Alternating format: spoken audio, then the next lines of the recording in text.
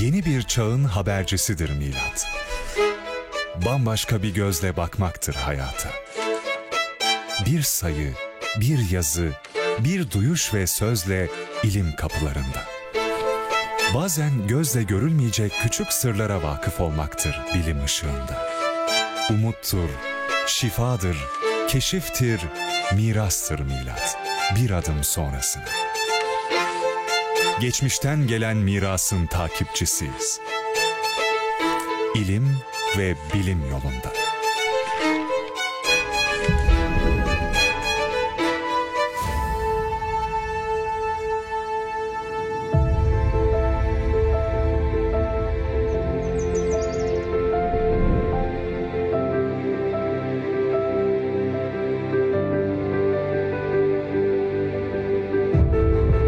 Denizlere açılıyoruz mazinin dehlizlerinde, uçsuz bucaksız ufkumuzla.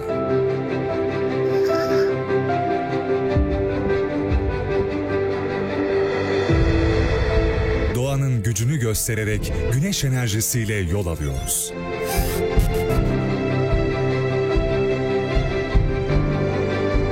Tarihin gezindiği duvarlardan bugüne bakarak yol gösterici bir tavırla eğitimciler yetiştiriyoruz. Çocukken dahi yalnız bırakmadan geleceğimizi, insanımızı. Yine denizlere bakarak güzel sözleri takip ediyoruz. Bir şairin, yazarın izinde. Geleceği daha güçlü kılabilmek için çalışıyoruz ayrıca.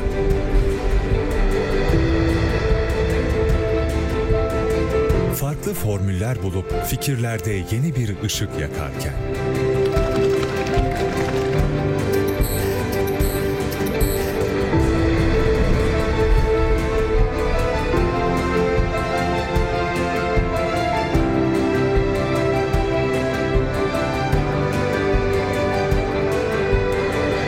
bazen de bir resim yansıtıyor aklımıza ayna olarak müziğin eşsiz çağrısını.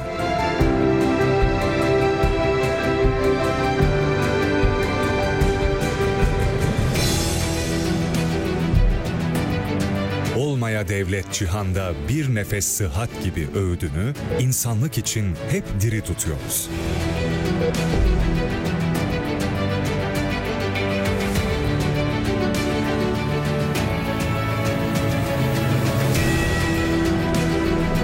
Mülkün temeline olan inancımızla adalet terazimizi vicdanlarda kuruyoruz.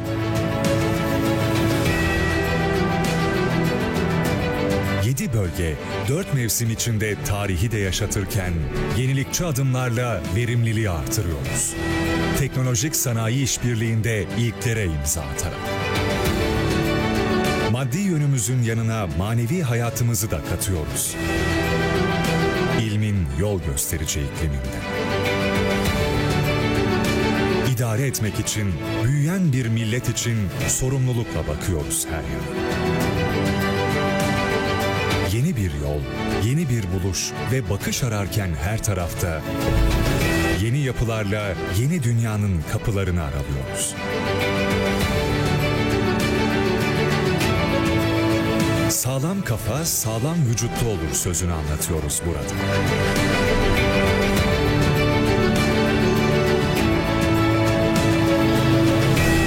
Burası geçmiş ve geleceği birbirine bağlayan milat. İlk hedefimiz Akdeniz'dir emrini ölümsüzleştiren kabul. Burası medeniyet. Burası 9 Eylül.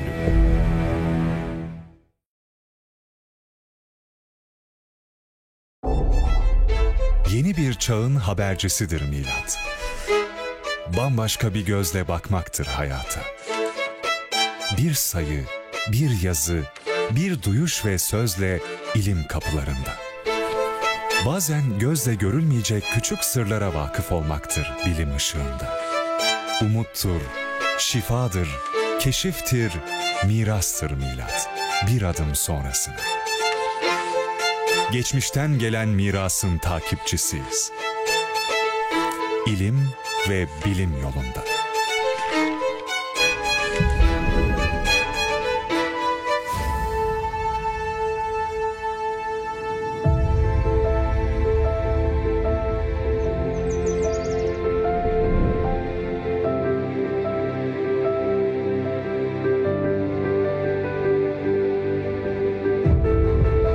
Denizlere açılıyoruz mazinin dehlizlerinde, uçsuz bucaksız ufkumuzla.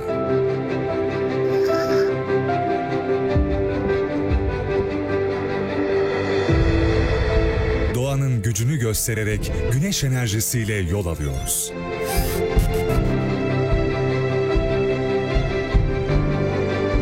Tarihin gezindiği duvarlardan bugüne bakarak yol gösterici bir tavırla eğitimciler yetiştiriyoruz.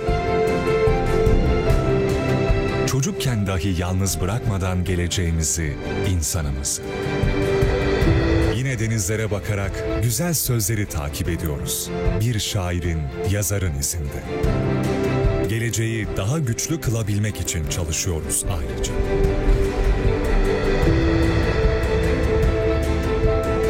Farklı formüller bulup fikirlerde yeni bir ışık yakarken,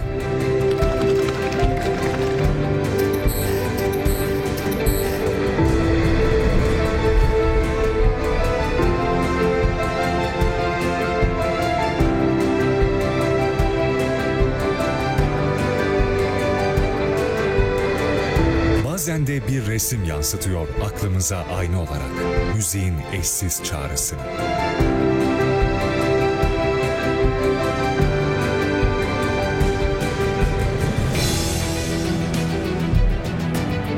Olmaya devlet cihanda bir nefes sıhhat gibi öğüdünü insanlık için hep diri tutuyoruz.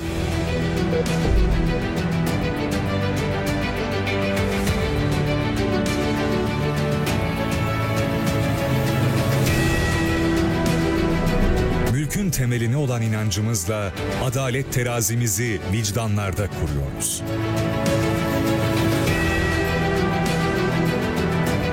Yedi bölge, 4 mevsim içinde tarihi de yaşatırken yenilikçi adımlarla verimliliği artırıyoruz. Teknolojik sanayi işbirliğinde ilklere imza atarak. Maddi yönümüzün yanına manevi hayatımızı da katıyoruz. İlmin yol gösterici ikliminde. İdare etmek için, büyüyen bir millet için sorumlulukla bakıyoruz her yana. Yeni bir yol, yeni bir buluş ve bakış ararken her tarafta yeni yapılarla yeni dünyanın kapılarını aralıyoruz. Sağlam kafa, sağlam vücutta olur sözünü anlatıyoruz burada.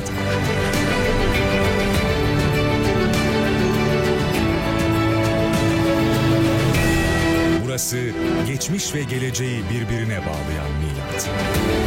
İlk hedefiniz Akdeniz'dir emrini ölümsüzleştiren kabul. Burası medeniyet. Burası 9 Eylül.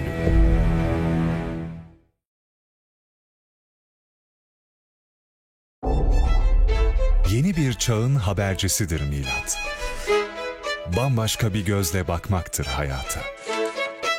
Bir sayı, bir yazı, bir duyuş ve sözle ilim kapılarında. Bazen gözle görülmeyecek küçük sırlara vakıf olmaktır bilim ışığında. Umuttur, şifadır, keşiftir, mirastır milat, bir adım sonrasına. Geçmişten gelen mirasın takipçisiyiz. İlim ve bilim yolunda.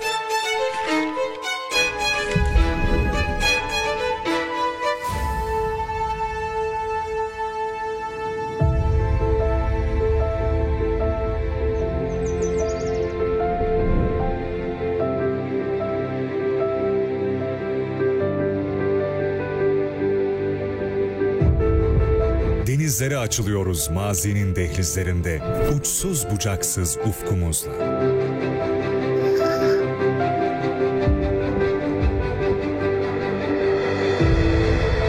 Doğanın gücünü göstererek güneş enerjisiyle yol alıyoruz.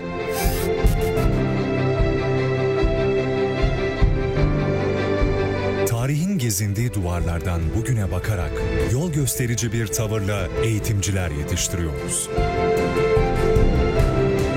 Çocukken dahi yalnız bırakmadan geleceğimizi, insanımızı. Yine yine denizlere bakarak güzel sözleri takip ediyoruz.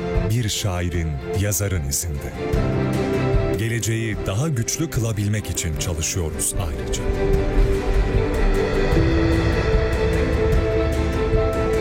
Farklı formüller bulup fikirlerde yeni bir ışık yakarken,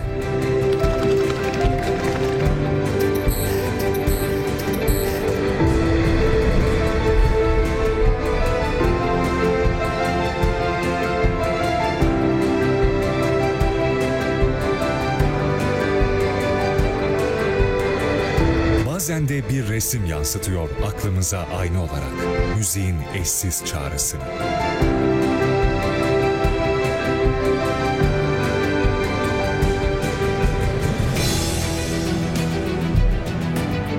Olmaya devlet cihanda bir nefes sıhhat gibi öğüdünü insanlık için hep diri tutuyoruz.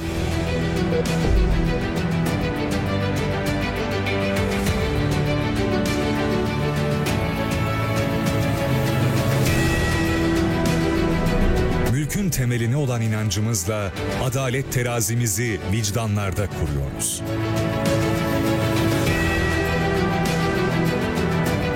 Yedi bölge, 4 mevsim içinde tarihi de yaşatırken yenilikçi adımlarla verimliliği artırıyoruz. Teknolojik sanayi işbirliğinde ilklere imza atarak.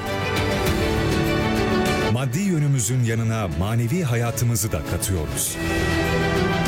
İlmin yol gösterici ikliminde. İdare etmek için, büyüyen bir millet için sorumlulukla bakıyoruz her yana. Yeni bir yol, yeni bir buluş ve bakış ararken her tarafta yeni yapılarla yeni dünyanın kapılarını aralıyoruz. Sağlam kafa, sağlam vücutta olur sözünü anlatıyoruz burada.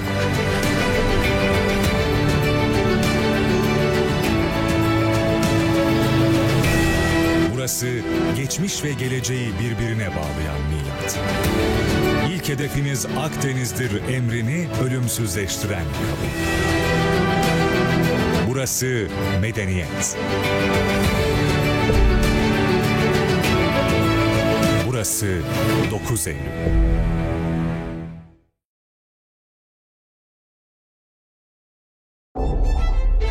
Yeni bir çağın habercisidir milat. Bambaşka bir gözle bakmaktır hayata. Bir sayı, bir yazı, bir duyuş ve sözle ilim kapılarında. Bazen gözle görülmeyecek küçük sırlara vakıf olmaktır bilim ışığında. Umuttur, şifadır, keşiftir, mirastır milat, bir adım sonrasına. Geçmişten gelen mirasın takipçisiyiz. İlim ve bilim yolunda.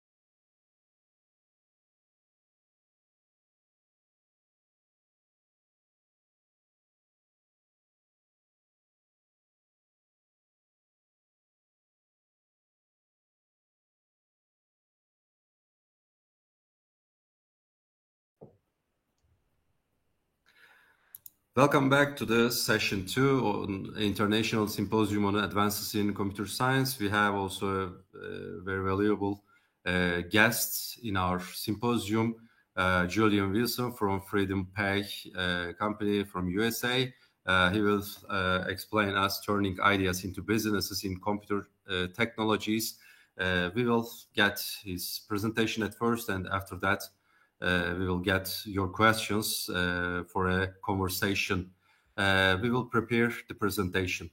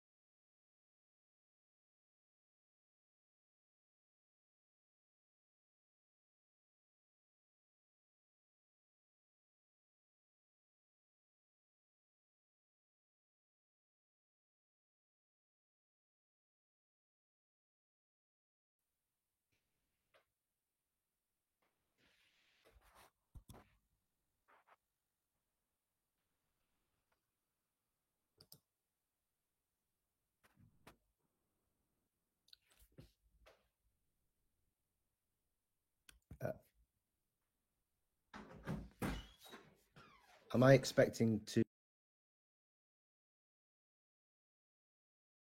Okay, good morning. So thank you for inviting us to this to your forum today. My name is Julian Wilson, and I have a 30-plus year career in turning ideas into products and services. And I've done that for I've had the fortune of working for some very exciting companies, from Apple, in the advanced affiliated to the Advanced Technology Group, to AT&T Unisource, Barclays, and also as an entrepreneur. And what I thought we could do in this session is, first of all, take a look at a case study from some of my experience, and then let's use that as a framework for the messaging that needs to be made when raising money to convert an idea into, hopefully, a business. A big part of what's required is of course the conception, the idea, the problem. But people often ask me what it is, what skills are required to be a good product person, and it's a sort of combination of having a good understanding of what the technology can do, what it replaces, what came before it. But also it's the ability to translate that difference, that fundamental difference, into a benefit to businesses, to consumers, to merchants, to distribution partners.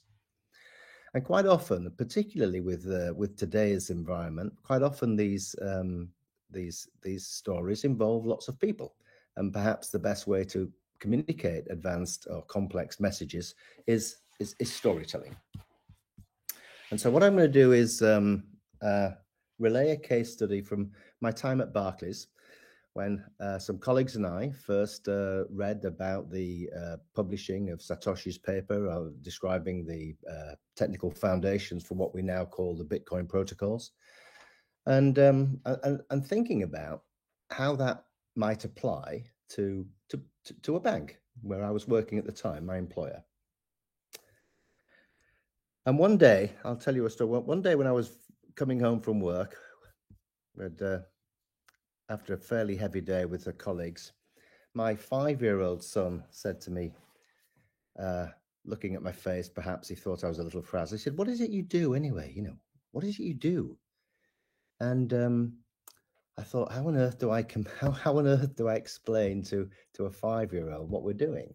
So I thought about it, and I thought, well, I suppose what we're trying to do is we're trying to build a sort of piggy bank in the clouds where children around the world can store their money and it'll be safe. And he said to me, "Well, how will I know which is mine?"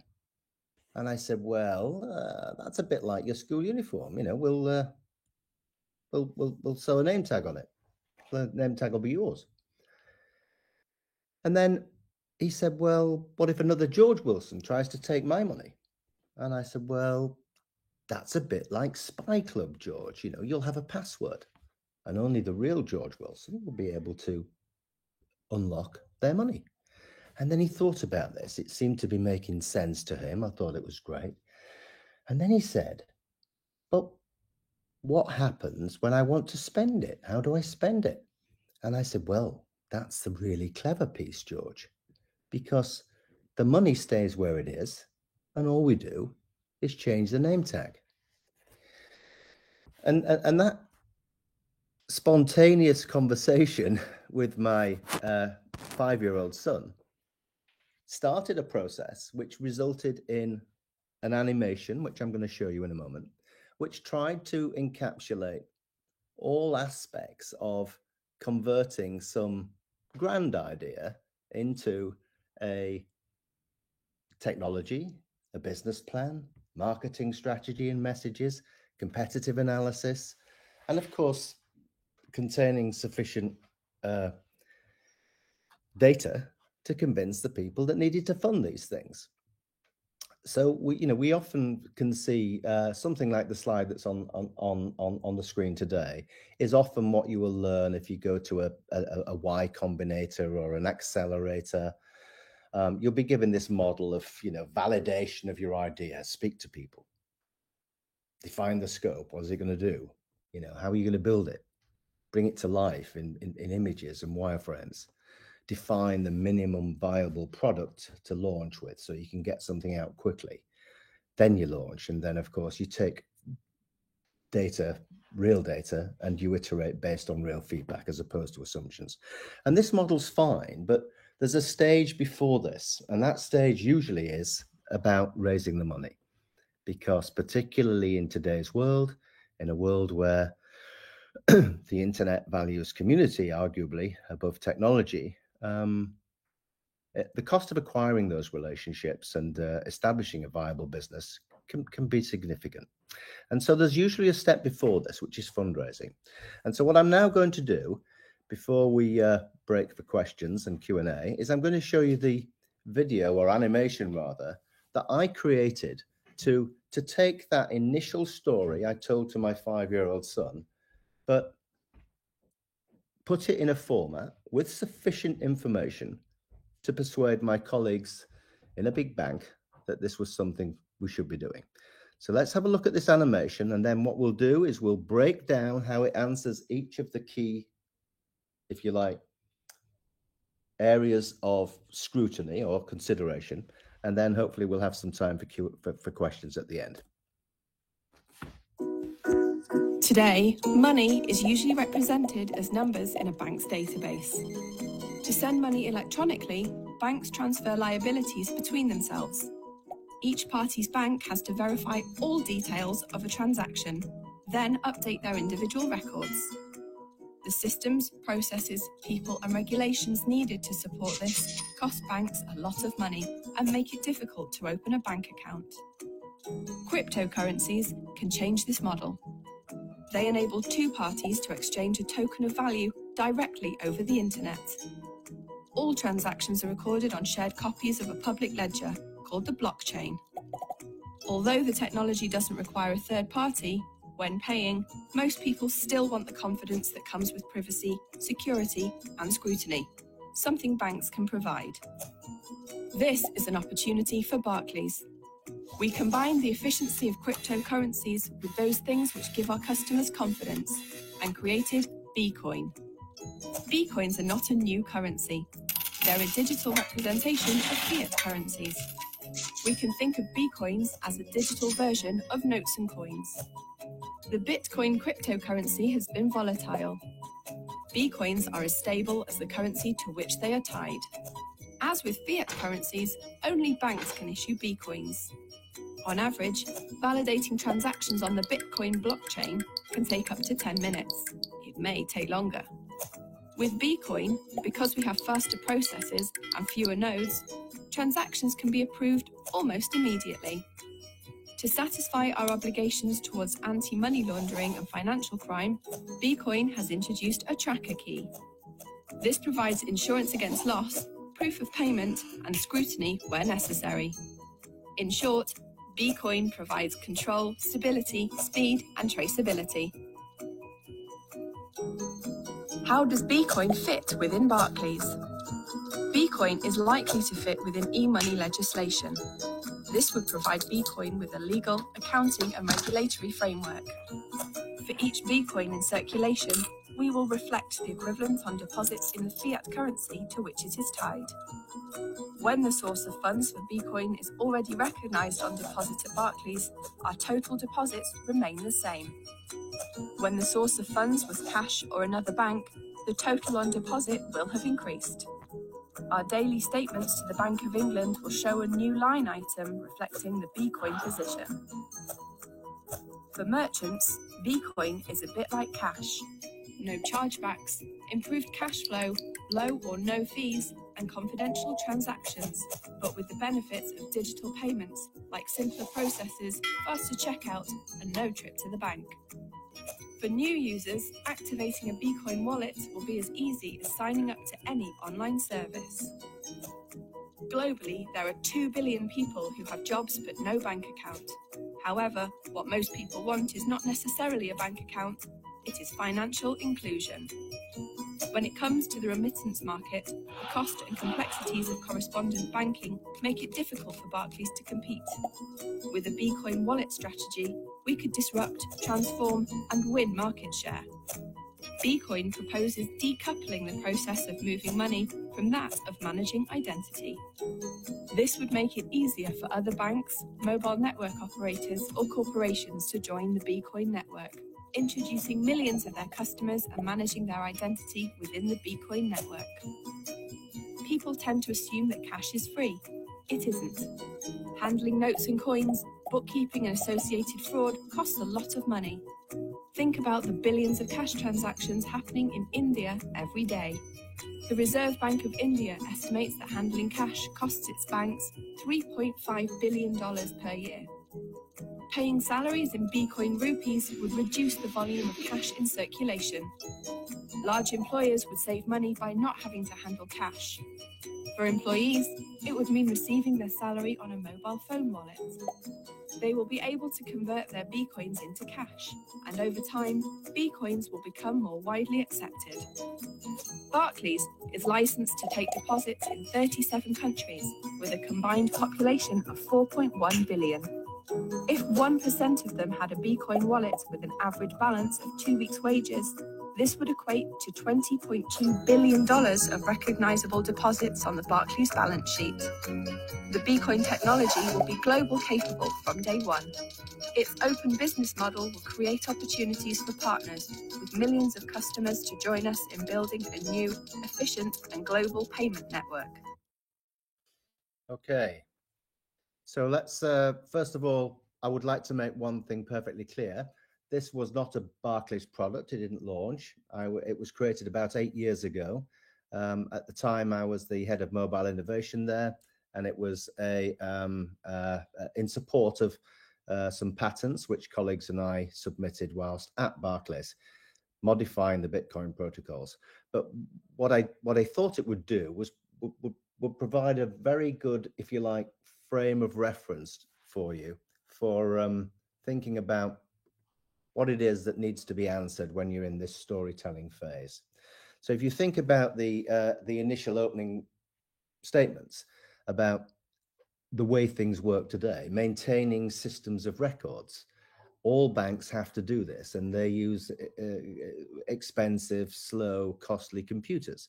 And so that is what's called the problem statement. What problem are you trying to solve with this technology, which at its core offers two key things. One is an efficient way of maintaining records, a single, if you like, source of truth, the blockchain. And secondly, the use of cryptography to assert ownership and provenance and permissions on an open network. So the combination of those two technical features provide you with the problem statement and the technical design, if you like, or solution.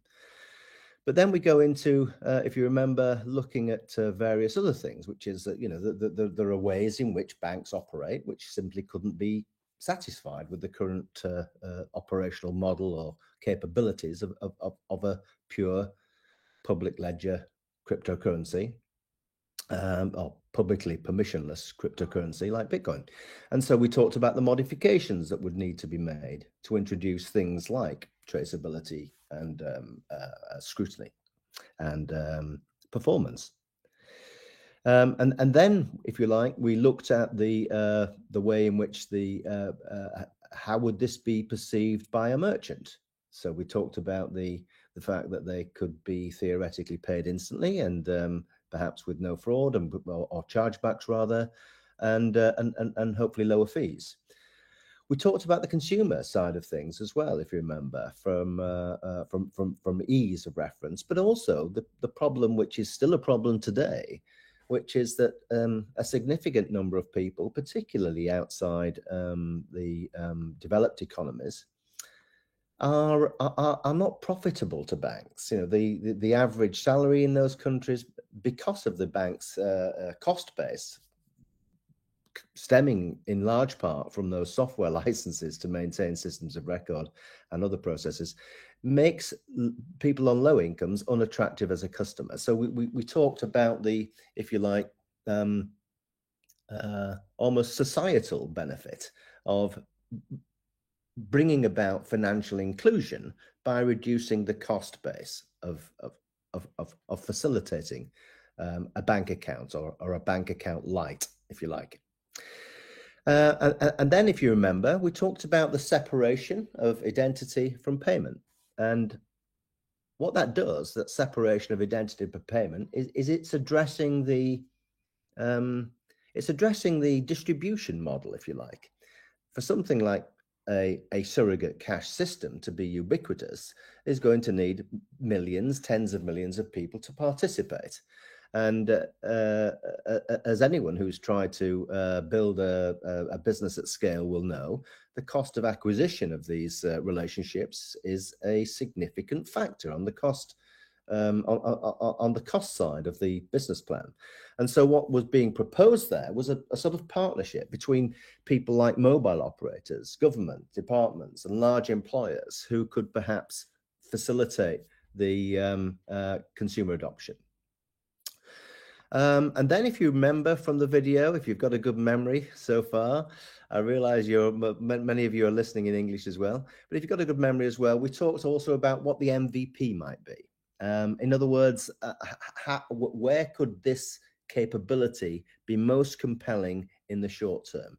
And the example which was given in the animation was the remittance market, which still to this day is largely facilitated by what's called correspondent banking, where banks do not necessarily agree the exchange rate in real time, and this introduces delays and costs and uncertainty. Wouldn't it be great if the money arrived immediately, the fees were low to zero, and both parties knew what they were paying and what they were receiving? And that was the message that was being given there.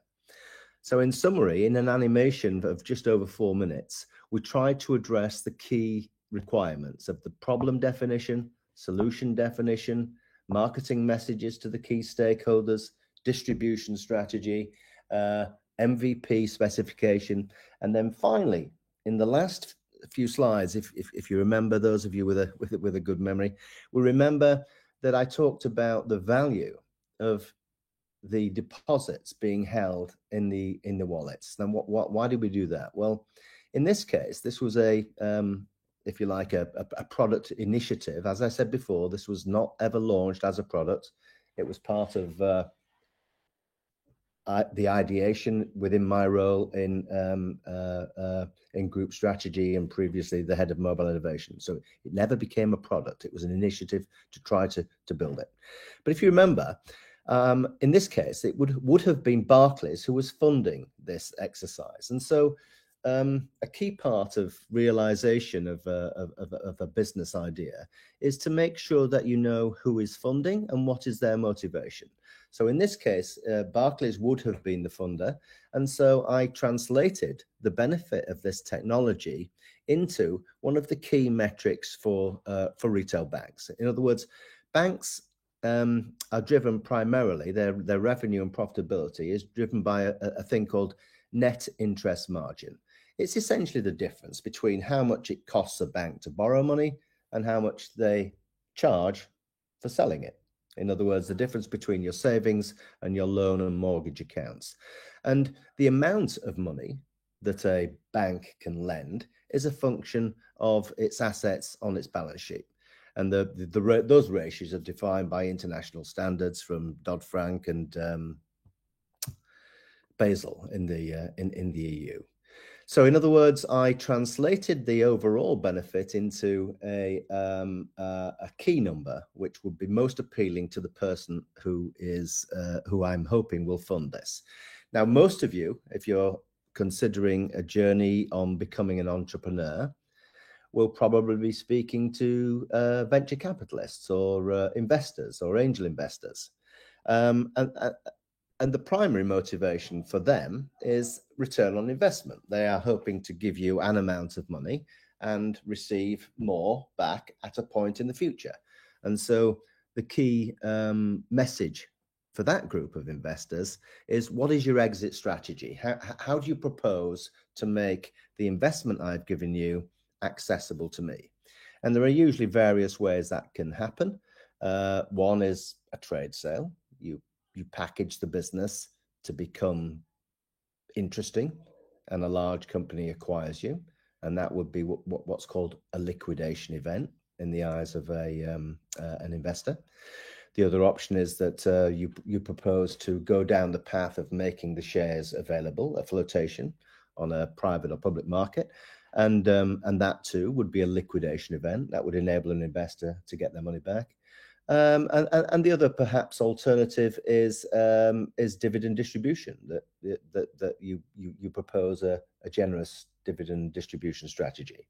But the key message for you as an entrepreneur is, invariably you will need to raise money to bring your idea to life, and part of the success of doing that is making it clear to the person investing how they will be repaid. Okay, what we wanted to do was pause here and allow questions from the field. I'll stop presenting now and hand back to our host. Thank you for your presentation, Julian. We have a different vision from you because we started with the research, and we started with the explanation of the research and with the language of research, and we will go through with the language of the research, but different language, a different story, as you said, will be joined in our symposium with you. Many thanks for your valuable time. I have some questions from the chat board, but I have a question from myself about the cryptocurrencies. I want to focus at first this part, and after that I want to go to the other parts of your presentation. For example, what is being done to make cryptocurrencies like Bitcoin stable? Is this, or isn't it, also open to manipulations? What does this for us free from manipulation? Yeah. Well, I think what I would first like to do is make a distinction between the protocols, the software building blocks, and different business models. Mm-hmm. So if you think about the origins of the Bitcoin protocol, of Satoshi Nakamoto's document, it was about introducing a censorship means of payment globally. And by censorship resistant, what that meant was you have to operate in a trustless world, and the way the technology achieves that is by having this public permissionless system of record, the blockchain. And you know, you could argue that there are and probably will always be markets for that type of payment mechanism. I remember at the time being asked to say what those markets are, and I remember saying, well, either you're a criminal and you don't want to be traced, or perhaps you don't trust your government to manage the value of your savings, or perhaps, as in China at the time, you know, your government doesn't allow you to export change. And at the time I mentioned saying that about 10 years ago, that was the case. The majority of redemptions were coming out of China. But that doesn't, you know, that's, if you like, the high level analysis of why you might want a trustless transaction mechanism. The reality for most people in business, of course, is that there is trust implicit when a customer shops with a business or exchange, and the performance overhead and the cost overhead of having trustless, of everybody having to know everything, makes the economics of transactions or the timing simply impractical for most situations. So a long-winded way of answering your questions, I think that the governments around the world, and we are seeing this, are adopting the best bits of these crypto building blocks, you know, a mechanism for establishing ownership and proof and permission over an open network. But they are modifying if you like, the consensus mechanism, who can write to the database. They're modifying that to get away from, to reduce the cost and the time for processing transactions. And this field of work is manifesting now in what we hear about, the CBDC initiatives, which are taking place around the world and are implemented. And you know, there are different opinions. You know, on one hand, you know, people will say, I don't want this, it's too much control and scrutiny, and it jeopardizes my privacy. But of course, on the other hand, there are significant efficiencies, and between the two, if you like, there probably are technical designs which provide an acceptable level of privacy for a consumer, whilst still giving most of the benefits to businesses and governments. So I don't want to say which side of the fence I'm on today. I'd just like to point out the considerations. Thank you. And also, we can have some more business opportunities, maybe with Bitcoins or similar coins. In what areas can we apply these Bitcoins or these blockchain-based coins safely and legally? Can you give some concrete samples, also without identities, or paying something without identities?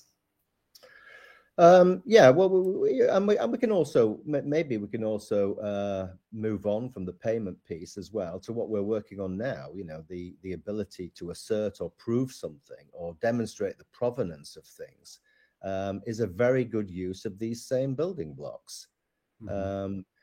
And when you think about why some of these things are going to happen, it comes back to the point I was making in the first, when we analyze that case study, which is what is the problem statement? But what we're doing in our current work is we're enabling people to assert something anonymously, but from a verified source. And what that does in terms of, if you like, improvement for a merchant. In our case, what we're doing is we're enabling people to assert anything which could be evidence from a bank statement. And what that does is enable a business to talk to them without necessarily having that prearranged relationship. And cost of acquisition is a significant barrier for many businesses. And so one of the growing ways I think that the crypto building blocks are going to be used is in areas such as this. Digital representation or assertion of things enabling people to make informed decisions without needing a prearranged relationship. Thank you. And also, I have a question from our listeners from YouTube, and I think it's related to my previous question. What's the potential for blockchain and other cryptocurrency applications in industries beyond finance, such as healthcare or supply chain or gaming? Can you give also some other domains for using cryptocurrencies or blockchains mainly? Yeah, I think one of the possible areas of interest is when does a surrogate currency become a currency? In other words, when can my loyalty points be used wherever I want them to be, okay? Or wherever I want to spend them, rather. And that's an interesting area, because online, the things that need to be done to make that happen are a lot easier than they are in the real world. What you really need is a point of redemption and an exchange rate. So I think that there are lots of opportunities for major loyalty point programs, gaming currencies to be considered within exchanges. And at that point, when a surrogate currency can be bought for what's called a fiat currency, a fungible instrument, then you've achieved the two preconditions. But that's what's technically possible today, of course. So many of the, like in many areas, what's technically possible leads what is legally allowed. You know, there are questions around, you know, to what extent do people need to be licensed, and what rules need to be applied to what could be seen as an issuer or a holder of a currency. And we've seen examples where, you know, in recent years where these rules not being defined have allowed problematic businesses. But yes, I do think that we will have a blurring of the definition of what it is to be a currency. That is, I think, clear. Thank you very much. And also, can you define some risks or potential risks about using blockchain technologies, maybe in cryptocurrencies or maybe in other domains? But can you define some risks or some disadvantages about the potential usage or future usage of these blockchain technologies? Well, I suppose risk is the question requires you to understand what you're replacing. Risk is relative to the circumstance, isn't it? Really. So I think probably the riskiest is the field of currency, where breach of security in that situation can result in a real loss to people. In other areas, the risk is much lower, but not all blockchains need, well, not all use of cryptography rather requires a blockchain. I think that's a truism, something I'd like to defend. So not all use of cryptography requires blockchain, and within that, not all blockchains, of course, are controlled the same way. If you think of the two extremes, you have on one hand the public and permissionless implementation, which would be Bitcoin, and on the other you have a private and permissioned, where effectively one or a few organizations are writing to the database. So I think to answer the question posed, I think the risk is over designing, over complicating something. I think due consideration needs to be made about what are the risk vectors in the transaction. If I'm simply saying this coffee came from a farmer who received a fair price, that's a different matter than here's $120,000. So I would say clear thinking about the risk involvement and not over-engineering crypto solution, and recognizing that cryptography works in and of its own, independent necessarily of a blockchain. Thank you.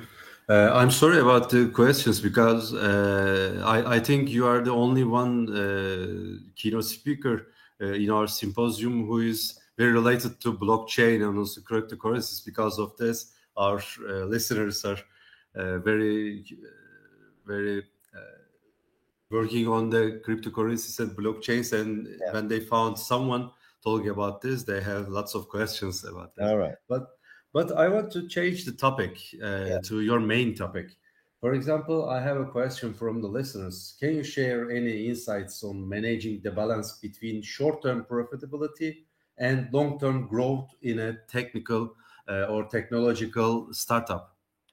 Okay. Can we talk about startups? Yeah, that's a great question. I think coming back to that, that little slide of circles, the only really one slide I prepared, one slide. There's a lot of talk about the sort of validation, rapid validation nowadays, and we have so many more tools available to us today to iterate quickly, from no-code environments to AI modules, you can write code, to AI services which can help with social engineering and search engine optimization. So I think the answer is iterative design and an iterative, if you like, proposition development. And when you find and constant measuring, make decisions based on data rather than the person with the most powerful personality in the meeting. Make decisions based on data, and to some extent, the answer is driven as well by who's funding this. But when you have a model which is working economically, even in a small community, it's usually much easier to then raise the 1, 2, 5, 10 millions that you need to accelerate the development. So so start small, be clear, do the least you might need to do, and improve things before asking for lots of money. Okay. And iterate also. Thank you. Okay. And one more question from the listeners. How important has mobile technology been in reaching and engaging with your target audience, and what approaches have been effective in mobile app development? Maybe we can talk about the mobile technologies or entrepreneurship on mobile technologies. Yeah, I think it's just simply impossible to underestimate the importance of what's happened with, since the iPhone. Well, just think about it. It wakes me up in the morning. It reads me a story to go to bed. It helps me find where I need to go. It helps me speak to people and see them over the internet. I hold my tickets there, my payment instruments there. They're indispensable. Our smartphone today is indispensable for many people. And with an installed base now, I think, of approaching 3 billion, it's clearly a fundamental part of the global internet and, if you like, infrastructure development.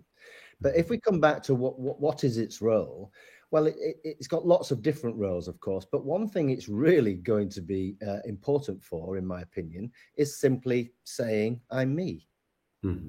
Utilization of the of the biometric authentication to validate that I am, if not a known identity, I am at least the person who controls this device, and that this device can satisfy Barclays that it is the beneficial owner of that account, or British Airways that I'm the beneficial owner of a loyalty scheme, or that those health records are mine. So I think the mobile phone and its inherent operating system features, particularly around identity and biometric authentication, are going to massively change the way we engineer processes in a way which is, I hope, a lot better for consumers and more secure for many businesses. Yeah, what is payment? If it, I used to say, what is a credit card? It's a sort of, it's a durable Post-it note. It's basically confirming my account details, and when we had the PIN, that was a very low-tech way of me confirming that was who I am. But you can imagine what we all do now. You know, it takes seconds to have a virtual card installed in my Apple or Google Wallet. And the bank has a far higher degree of confidence that the person using it is the person they issued it to. Thank you very much. We were talking about machine learning and vision and AI and virtual reality and blockchain. These are all things for researcher domains, and we always talk about the research domains. And as I understood, some of the researchers or some of the academicians are trying to solve the problems with new research or new solutions, the real world problems of the people. But the main difference is preparing a story or preparing a interface for the people of the technology and people of the real world. I think the main difference between ideas and products are these things. The main thing, the main difference is preparing a story or preparing an interface. Can you clear once more? Well, it's a big topic, and I'm not qualified to or expert in all those fields. Obviously, I'm not. But I have thought a lot about how AI particularly might help this process. And if you think about those, stages I mentioned on that sort of diagram of circles, you know, the sort of the scope and the tech stack, validation, wireframing, MVP. There are modifications to the OpenAI protocols now that are doing so many very interesting things. So sentiment analysis would be a great way, you know, AI-based sentiment analysis would be a great way of validation of a consumer proposition. You've then got the whole range of technologies that about writing copy and distribution of social media, even the creation, even if it's deliberately fake. If it's attracting a real human who's a potential customer, then it's valid. And then, of course, there are tools for iterative design now. There are tools for coding. So I think AI is in my mind at the moment is so generic. It's probably, if you had to put one label above how it's going to help, I would say it ought to be used to improve the efficiency and speed with which you learn and iterate and evolve. Yeah, learn, iterate, evolve. Thank you very much. And a last question from a well-known listener, from Semih. I have a question from Semih. Have you ever experienced a failure while turning an idea into business?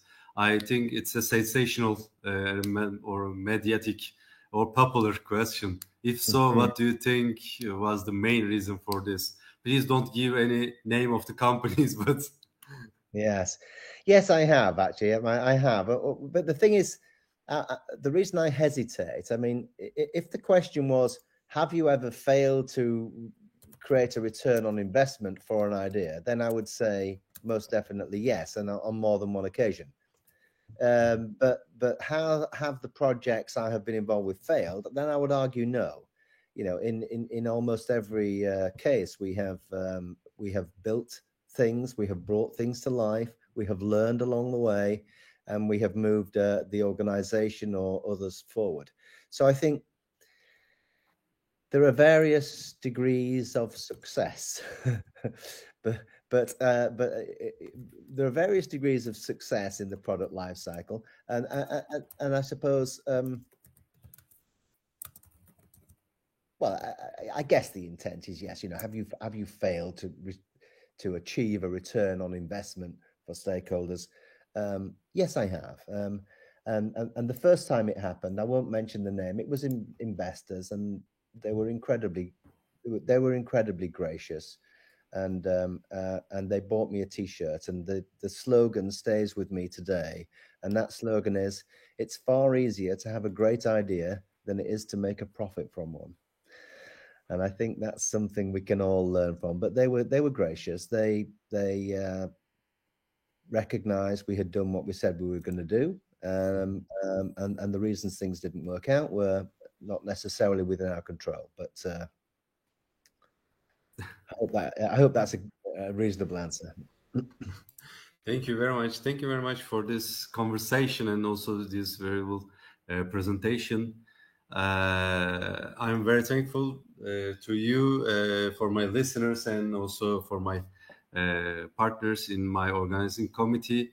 Thank you very much. And for our listeners, we will continue to socially intelligent virtual humans in XR and games from Assistant Professor Zerin Yumak from Utrecht University from Holland. We will start to prepare the presentation, and see you at 2 o'clock.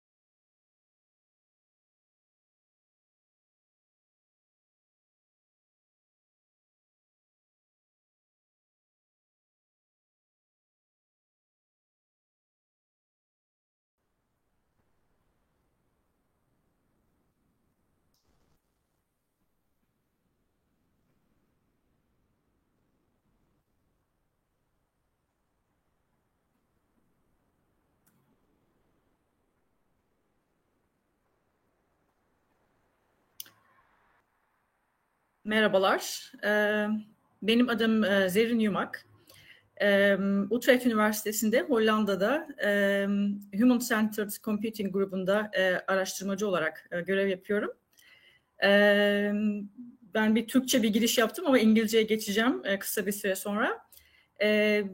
Benim için büyük bir onur bugün burada olmak. Çünkü ben de 9 Eylül Üniversitesi'nde eğitimimi tamamladım. Dolayısıyla bu grupla tekrar buluşmak gerçekten çok güzel. Okay, good afternoon everyone. My name is Zerrin Yumak. I'm from Utrecht University in the Netherlands. I'm a professor there in the Human Centered Computing Group in the Information and Computing Sciences Department. Thanks very much for the invitation. It's a pleasure to be here today and to be able to present my work. It's also extra special for me because I'm also a graduate of 9 Eylül University in Izmir, which is a very special city. So I'm really honored to be here today. I'm going to talk about socially intelligent virtual humans in XR and games. This is a research area that I have been working on for the past 15 years. So first of all, I would like to start with what are virtual humans. Here you see some examples of very realistic digital characters, which are examples from MetaHuman's Unreal Engine. This is from Epic Games. These digital humans, they look like real humans and they can have natural interaction capabilities similar to human beings. So being someone working in this field for the past 15 years, the recent advancements in the area of digital humans is very, very exciting. So we started to have really, really nice tools and very realistic virtual humans that are capable of doing a lot of things. So they can sense and analyze users and environment. They can have decision-making and dialogue capabilities, and of course, their appearance and motion is very important. But there are still quite some areas that are missing and to be addressed in terms of research challenges. And in this talk, I will be talking about these. First of all, a global understanding of the digital human market. It's a very fast-growing market and is expected to reach $500 billion by 2030. This is mainly thanks to the developments in computer graphics, of course, combined with artificial intelligence. And we are now able to combine chatbots and other computer interfaces with very realistic appearances. So these digital humans are coming with a lot of advantages. They can be used in applications such as a sales assistant or corporate trainers or even social media influencers. So in media, in education, health, in business, finance, every area that you can imagine, these digital humans have the potential to change the business landscape radically. Their advantages is, of course, they come with less cost, they are customizable, and they are more scalable. So in other words, once they are hired, they never tire, never complain, never seek a raise or things like that. So it's very, very efficient to use these characters, but of course, there are certain limitations still. So for mundane tasks, it's possible to use these characters. For repetitive tasks, which is very cost efficient, but for more natural human touch, there is still a lot of room for improvement. Here in this graph, you see two axes where we can classify virtual assistants in terms of application in different categories.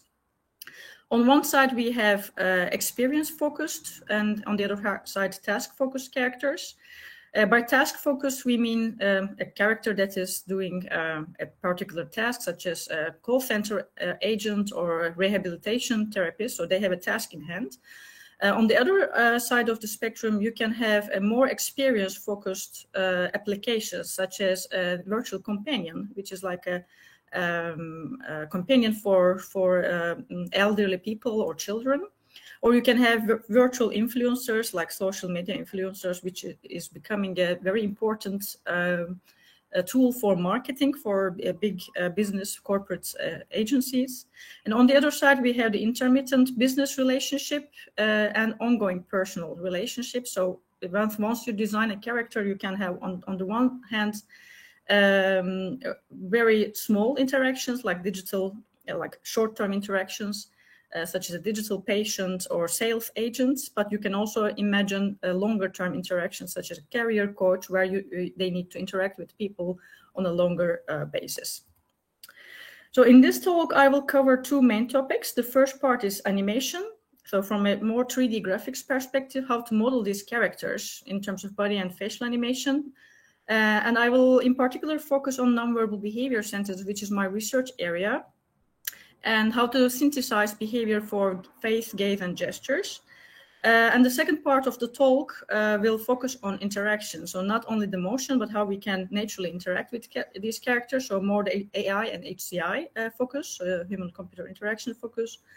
So how to create conversational character, sensing, decision-making, acting loop, and social and emotional interactions. I will mention about the work we have been doing in the area of modeling emotions and memory, multi-party interactions, and I will conclude with the challenges and conclusion, future work in this area. Realistic virtual humans, of course, it started with the entertainment and gaming industry. Maybe the audience already knows some of these games and they played with it. So these are like some of the games that incorporates very realistic virtual characters such as Hellblade or Uncharted or Detroit Becoming Human. As I'm based in Netherlands, I would like to also mention a game which is Horizon, Forbidden West, and Zero Dawn, which is from Guerrilla Games, a Dutch, famous Dutch game company. And we started to see very, very realistic characters in these games. On the other hand, virtual humans can also be used in XR, extended reality, virtual reality, or augmented reality. And increasingly, we started to see them in social XR environments, such as the Microsoft Teams and Mesh, and Facebook's Horizon Workrooms, Metas. These are more larger scale applications, but we also see them in applications more closed and specific applications, such as for social skills training. And this is a company called Tailspin, which is specialized on generating very realistic simulations of avatars in business environments. Or they can also be used for health purposes in the health domain for simulating patient and health professionals' interactions. As we see, there's a wide spectrum of virtual characters, and it's really important when you are designing your application what kind of virtual characters we are going to employ. So, for example, if you look at the characters that Meta was introducing lately, that also got quite some critics from a lot of people, because they were very cartoonish, and in comparison to the digital characters that we see in very advanced gaming platforms like PlayStation, they don't look very, very convincing. They didn't even have legs at some point, which was lately, I think, improved. It's very important that these characters are designed depending on the requirements of the application. So if you are, for example, using digital humans for a very serious purpose, like a character reporting from a war zone or something similar, you cannot, of course, use very cartoony characters.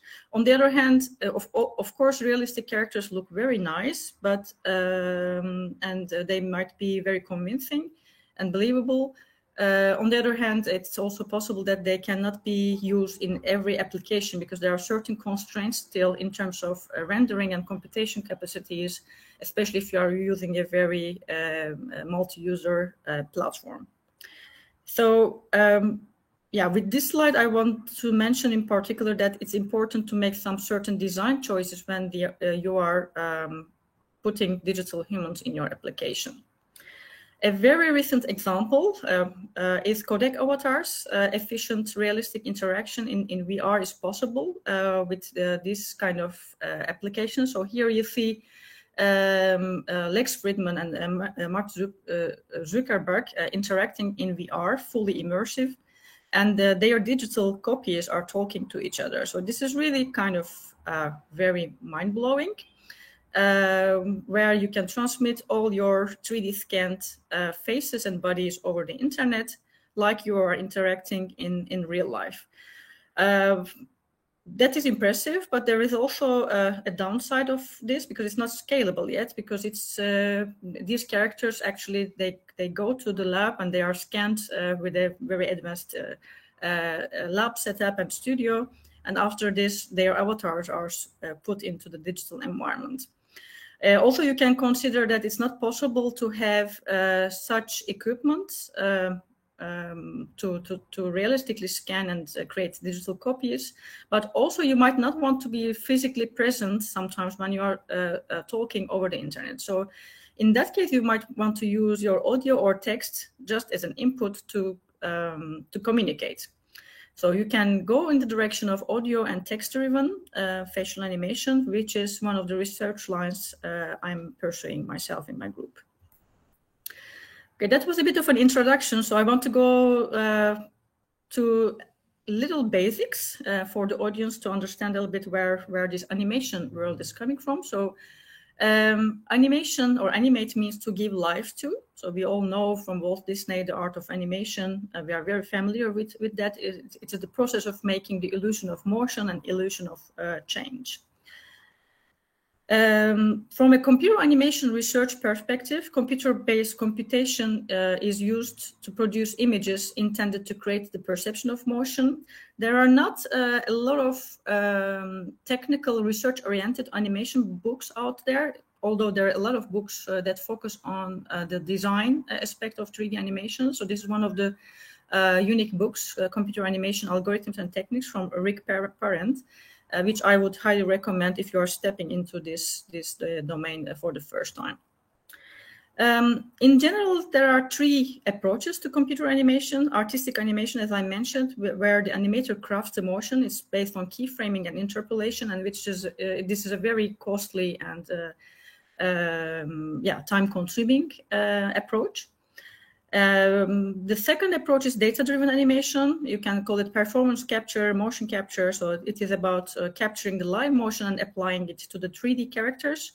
But you can also capture this motion and apply machine learning, deep learning algorithms to regenerate the motion. So you don't have to bring an actor or actress to the lab all the time, but you can use the already recorded data to reproduce new motion. And the last category is procedural animation. Here, there's no data involved. You can use computational models of motion derived from physics-based models, behavior-based models, or control theory. In particular, I'm working on the data-driven animation domain, but depending on the application, I also touch to the artistic animation, procedural animation approaches.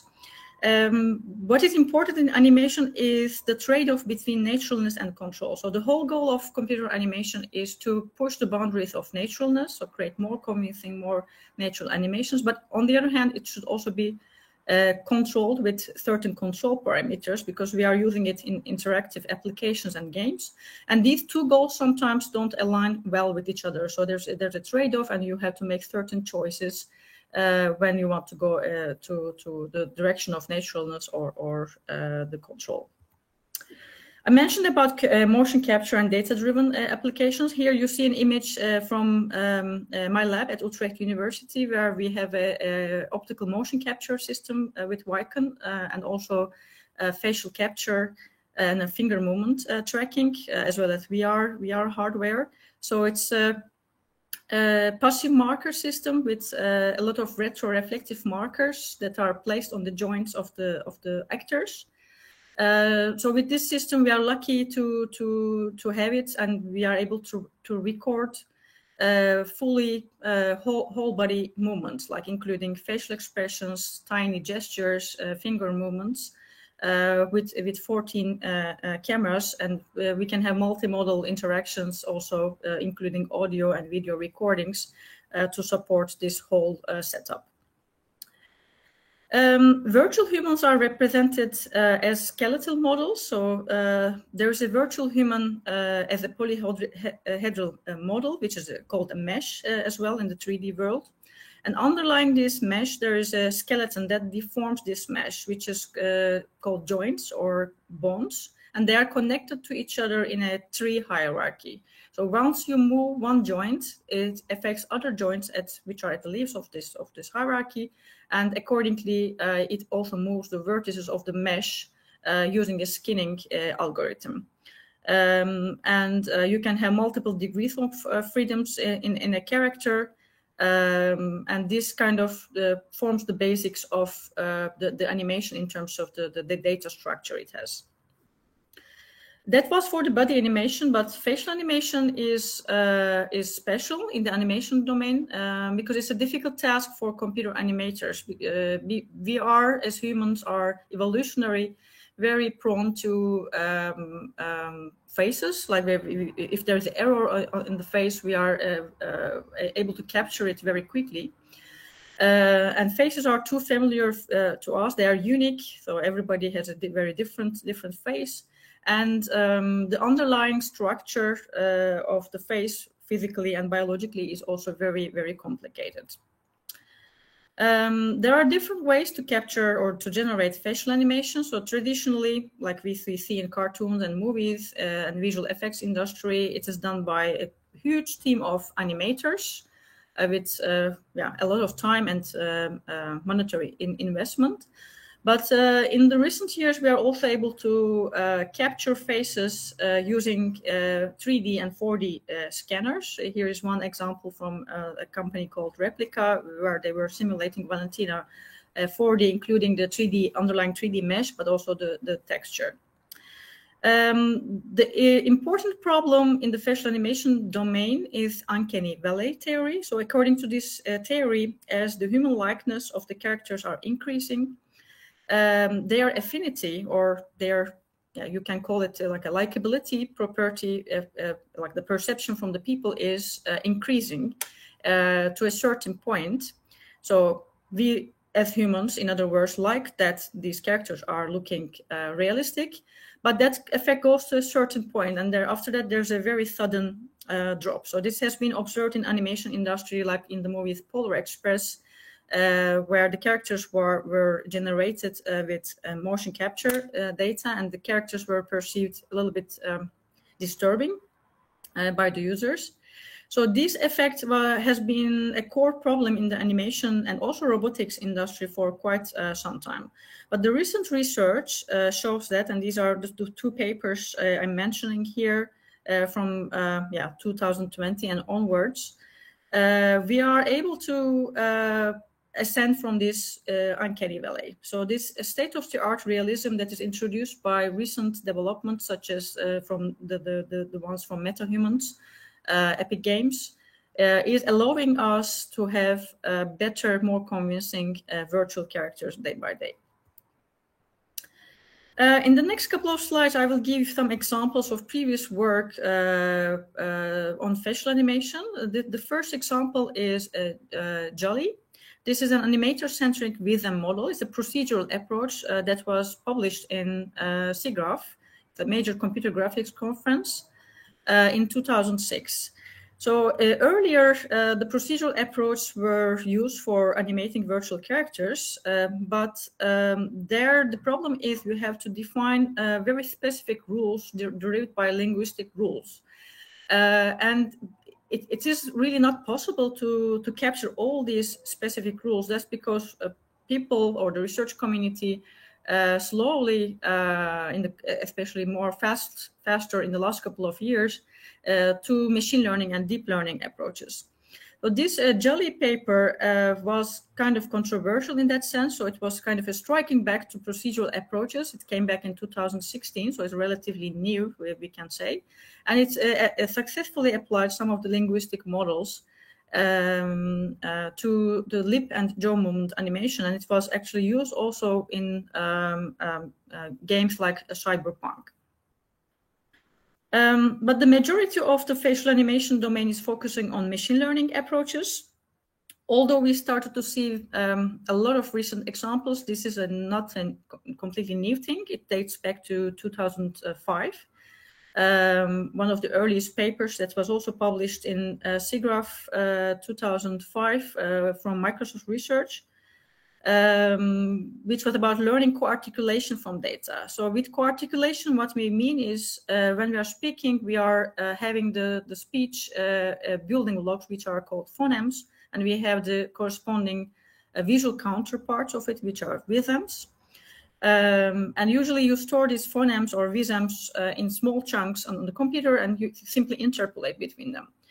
It sounds easy, but in reality, it is much more complicated, this phenomena, because when we are speaking, we are overlapping these phonemes on top of each other, and then there's not very clear rules. So although you can learn these rules from linguistic studies to some extent, you cannot really fully capture. So the idea of these kind of papers is to learn these dynamics from the speech itself, speech and motion itself. So if you look at the developments in 2010 and onwards, we started to see a lot of work in the domain of video-based facial animation, such as online modeling for real-time facial animation. So these were the times where Kinect was out. So there were a lot of papers coming out which was using depth cameras. So depth cameras, but also then using single video camera or using a mobile phone camera. And later, this type of work led into a company called FaceShift, which is a markerless motion capture system. And later, FaceShift became part of actually iPhone, Apple. And what you see in terms of avatar animations in your phone nowadays is based on these algorithms. And as I said, from the last 10 years, 5 to 10 years, there is a huge amount of papers that's using deep learning methods and data-driven approaches to generate body motion. I'm here mentioning mostly facial expression and gesture generation type of work, but it's not only limited to that. You can also see examples on locomotion, dance motion, or other type of more complex motions such as combat animations, etc. But we started to see a lot of improvements in the social animation domain, which is a little bit different than other type of motions like walking. Because for walking, you have a certain structure, there's a cyclic motion. But for the social animation domain, it is much more complicated. There's a lot of ambiguity. There is the role of emotions and personality and the style of the people. So that brings a lot of challenges, but despite these challenges, we started to see that as it is working with other domains, data-driven approaches is becoming very, very helpful. So as I said, I'm focusing on nonverbal behavior synthesis mainly. This is an area that was studied mainly in the affective computing and social signals processing community. So it started with mostly analyzing the nonverbal behaviors, but we also started to see a lot of work lately in the synthesis side. So nonverbal communication is also important in virtual worlds to design expressive characters. So both of these communities, they are addressing the nonverbal behavior analysis and synthesis problem. Although these communities are somehow isolated from each other, they feed each other nicely, and there are a lot of things to learn from each other and for fruitful collaborations. So that was kind of an introduction to the domain and the challenges in this area. In the next couple of slides, I want to show some examples of the research that I have been doing in my lab. The first example is audio-driven emotional speech animation. This is a procedural approach. This is a work from 2019, so it has been quite a while already, where we kept in mind that we want to create realistic characters that can be controlled. So that was a high priority, like referring to the trade-off issue I mentioned earlier. But we also wanted to have a good amount of naturalness in comparison to state-of-the-art methods at that time. So we use a procedural approach taking into account the effect of emotions on the mouth movements. Previous work was not really taking into account the emotional analysis of the signals to simulate the lip movement. And we combined here the audio input together with the text annotation of the phonemes. And in the processing part, we had an expressive speech component and dynamic co-articulation component, which was analyzing the emotional features in the audio, such as pitch. And it was mapped to the animation of the character. We compared our approach to two commercial applications at that time, which were FaceFX and Rogo Digital, and we developed this application as a Unity plugin. And we actually found that our initial assumption was correct. The emotion effect on the mouth movements was letting us to produce better results. So in a comparison study, we found that our method was perceived better in comparison to both of these commercial products. Lately, I started to look into more data-driven facial animation methods. So here you see two recent papers that was accepted in ACM ICMI conference, FaceX Hubert, and also ACM Motion in Interaction and Games conference, Face the Diffuser. We are using state-of-the-art deep learning algorithms such as Hubert model for encoding the audio, and also the transformer or GRU-based sequential decoder models to generate the facial animation. We are not only applying it to 3D vertex-based data sets, but we are also aiming to apply it to rigged characters. So we collect data, our own data in the motion capture lab. We have to have a data set with rigged characters to also support the facial animation pipelines for the gaming industry.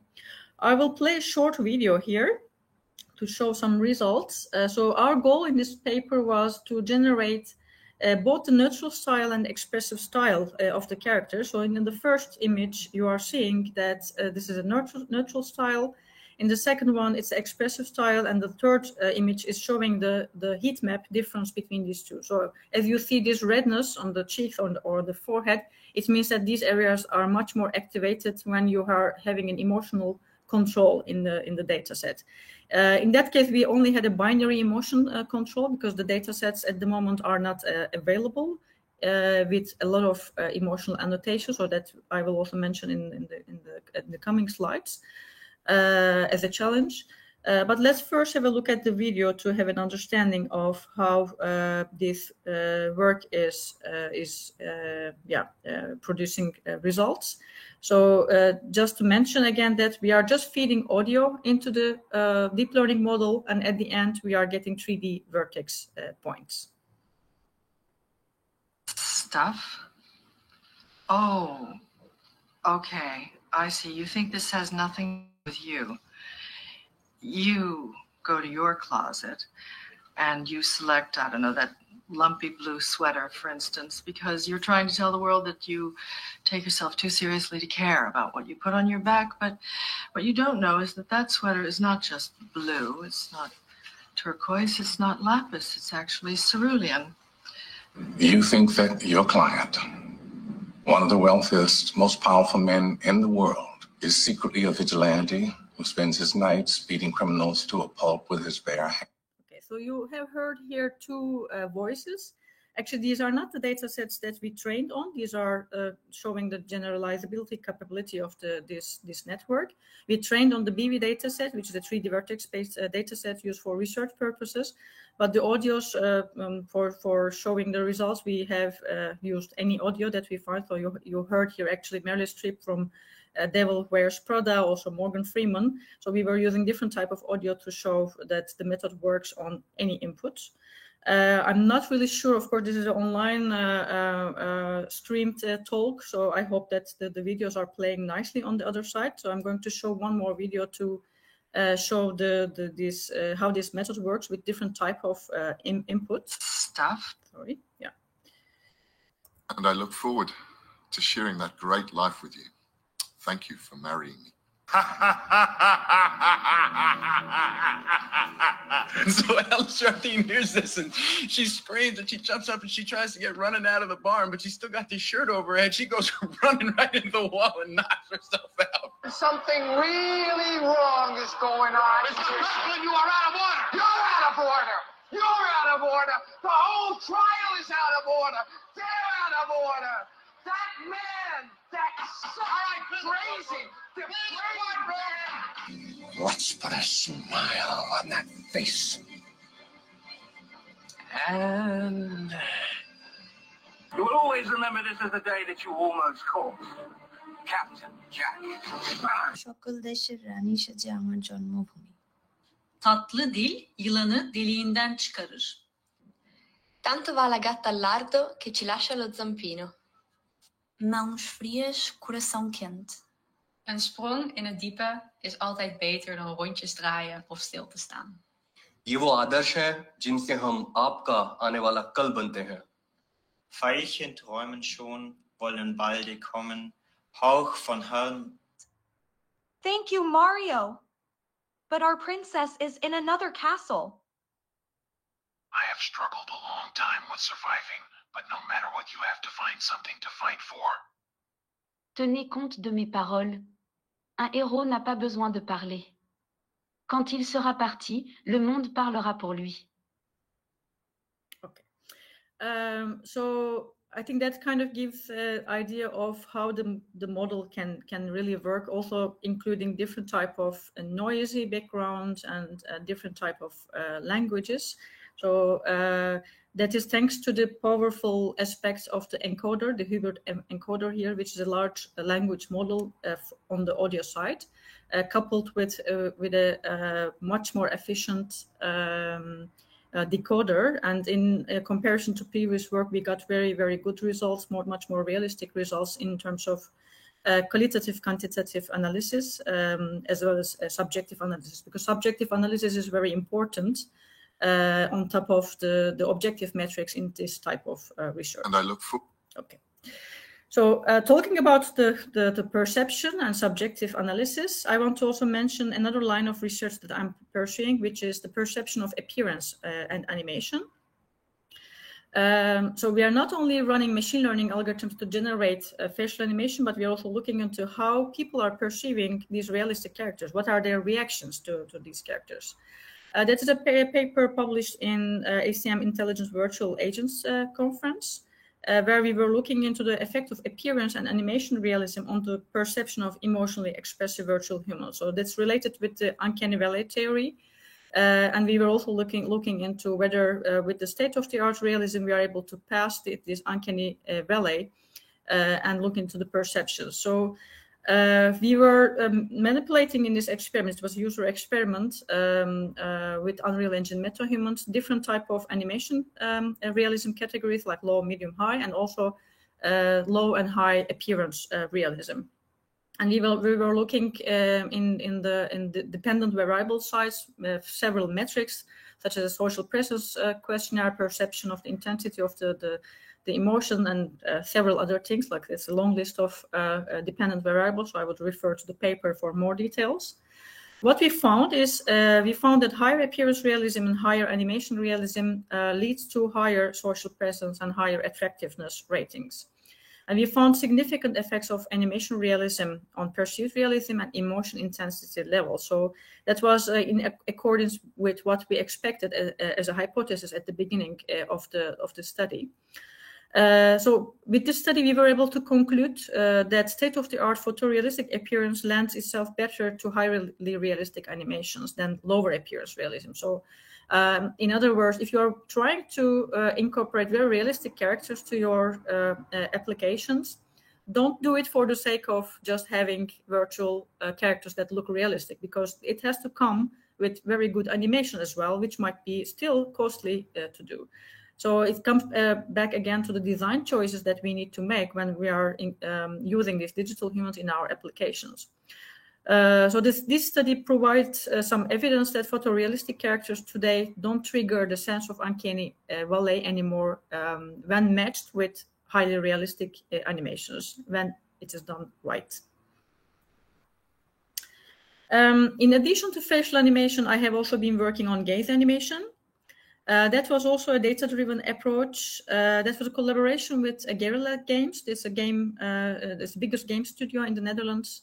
that is also the developer of the Horizon Zero Dawn games. They are really beautiful games. If you didn't play, I would really highly recommend that.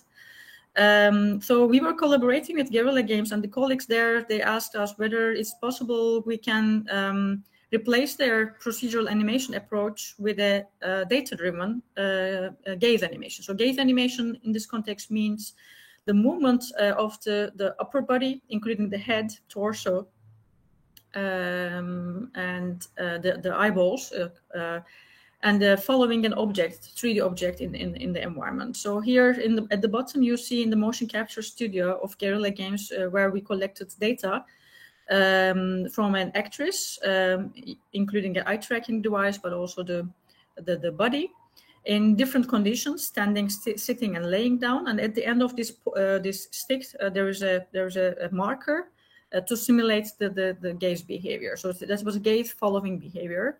And this is a paper from 2019 where we won also the Best Student Paper Award. And the system was taking, or the algorithm was taking into account the pose and the target object. And it was trained with a gated recurrent unit, which is a sequential recurrent neural network model. And we conducted user studies to find out if, on top of the objective studies, of course, whether this data-driven approach is better than the procedural approach. In the graph, you can see that it clearly outperforms the procedural approach in terms of the naturalness perception of the moment. I have also worked on gestures generation. In that case, this is not an audio-driven gesture movement, but music-driven expressive gestures. Using long short-term memory networks is the type of recurrent neural network where we were feeding the musical features and the body position in order to generate the musical performance. So in that case, we were using a piano playing data set. I will also play a short video here so it can give you a concrete idea in terms of the output of the model. And here you will see the dark character, the stick figure is the generated one, and the shady one is the ground truth motion.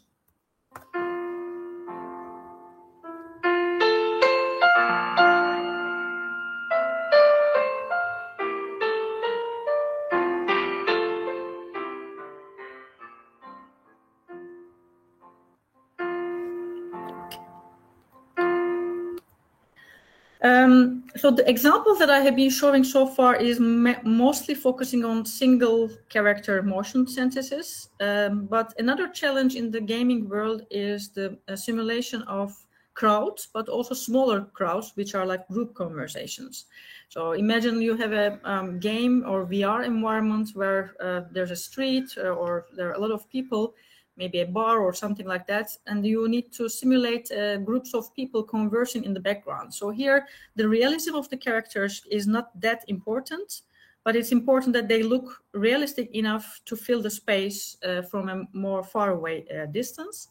And we were looking into how we can generate these 3 or 4 party conversations in an automatic way. That was also a collaboration with a game company, a VR related game company in the Netherlands, in Delft. And we were collaborating with them to simulate this environment for their VR-based simulations.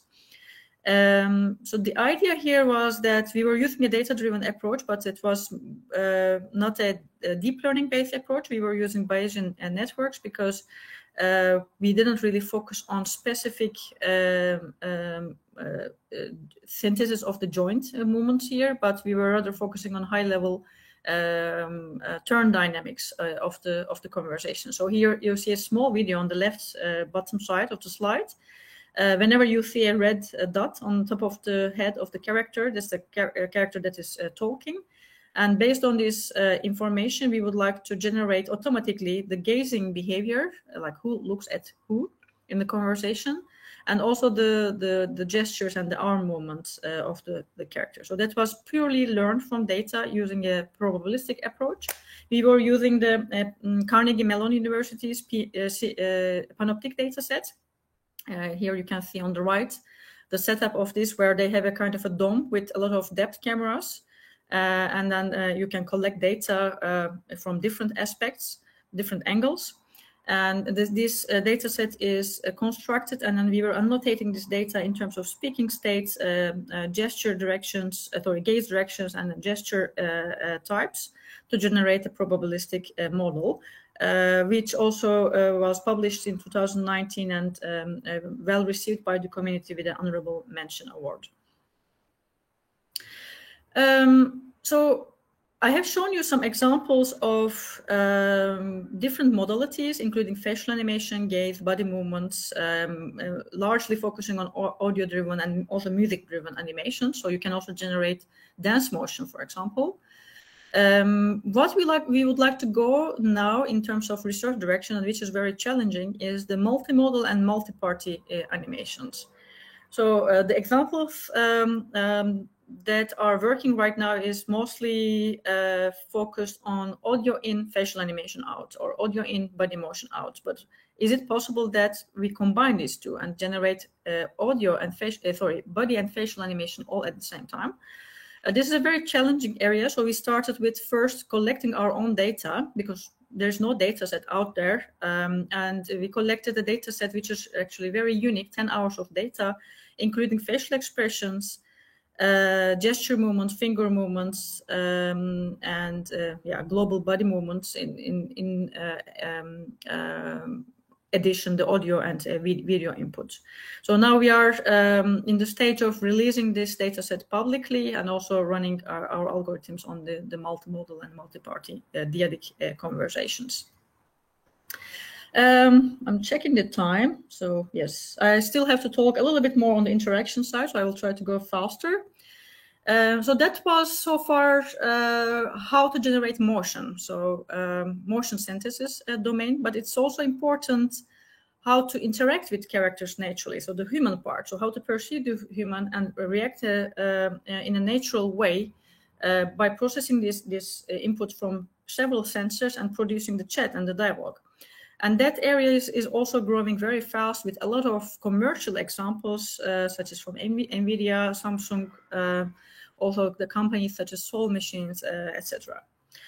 So if you look at the overall steps, there are 3 steps in interaction with virtual humans. The first step is understanding social and affective cues. The middle box is decision-making and dialogue, and the last block is the generation of social and affective cues.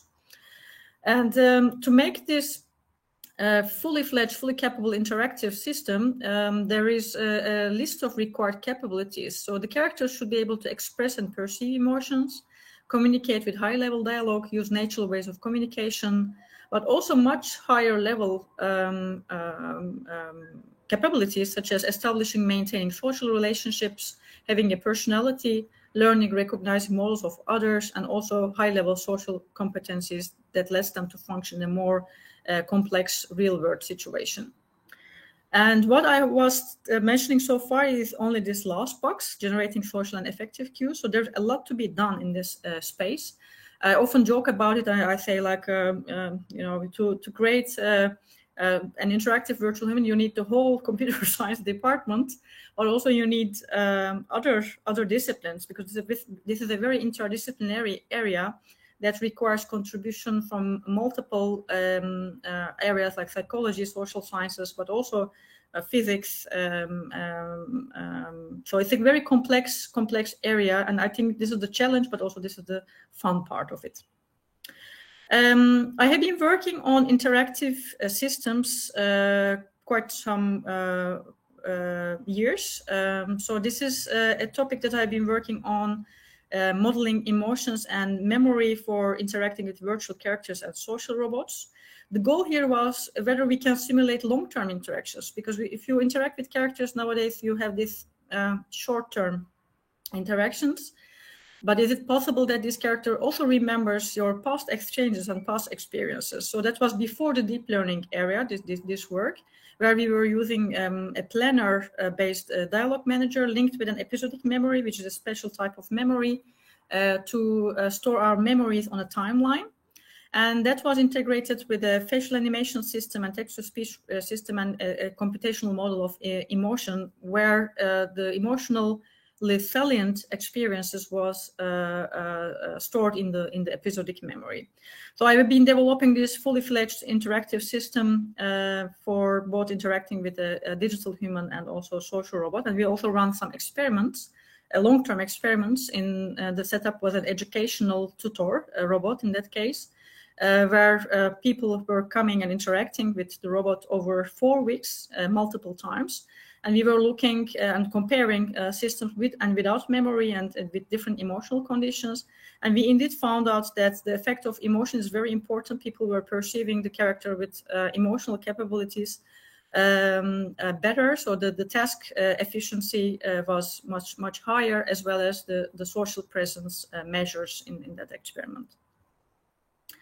I have also worked on multi-party interactions. Here is a virtual receptionist robot at the entrance of the computer science building at Utrecht University.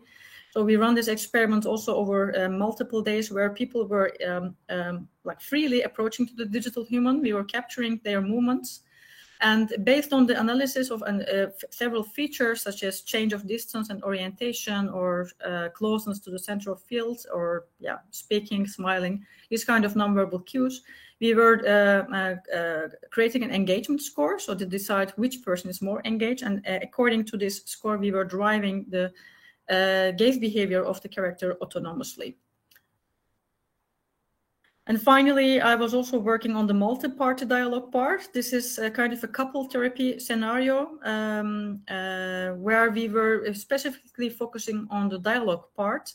And because most of the dialogue systems are focused on one-to-one interactions, so we were looking into, if we have 3 parties here, like the therapist and the couple, how this 3-party communication can be modeled computationally. So we developed a new dialogue system based on the social practices theory. I will show a small video here as well.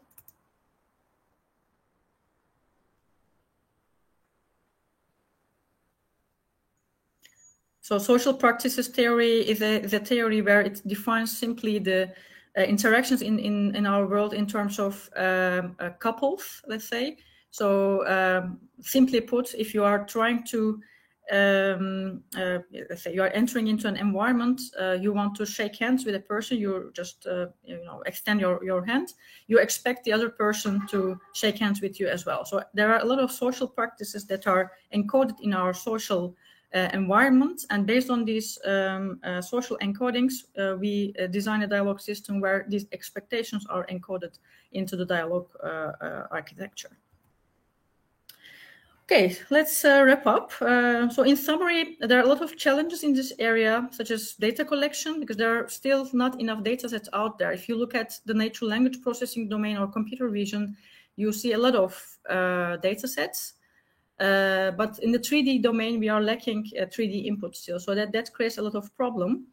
And we also need still sophisticated algorithms. So deep learning algorithms are behaving good, but they are black box algorithms and they are computationally expensive. So we need to look at more into explainable deep learning algorithms and more computationally efficient ways.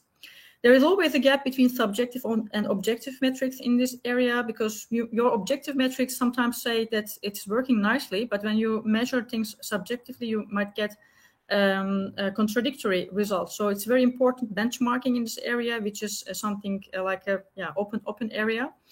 And we are also organizing workshops in this domain. And another open direction is social signal processing in virtual reality or extended reality, using the sensors that are available in this domain in particular. If you're interested, I would really recommend looking into this IEEE MAUS XR workshop that we were organizing. We organized it last year as part of this conference, but we want to organize it multiple times in the upcoming years. In conclusion, virtual humans reach to a state where they can be modeled very realistically. They look very nice, but realism in movement and interaction is still missing. Interactive applications such as XR and human-robot interaction, they require on-the-fly generation of animations. So it's no more possible that we give these animations to a team of animators and they generate it. We need to find algorithmic ways to generate these motions on the fly in real time.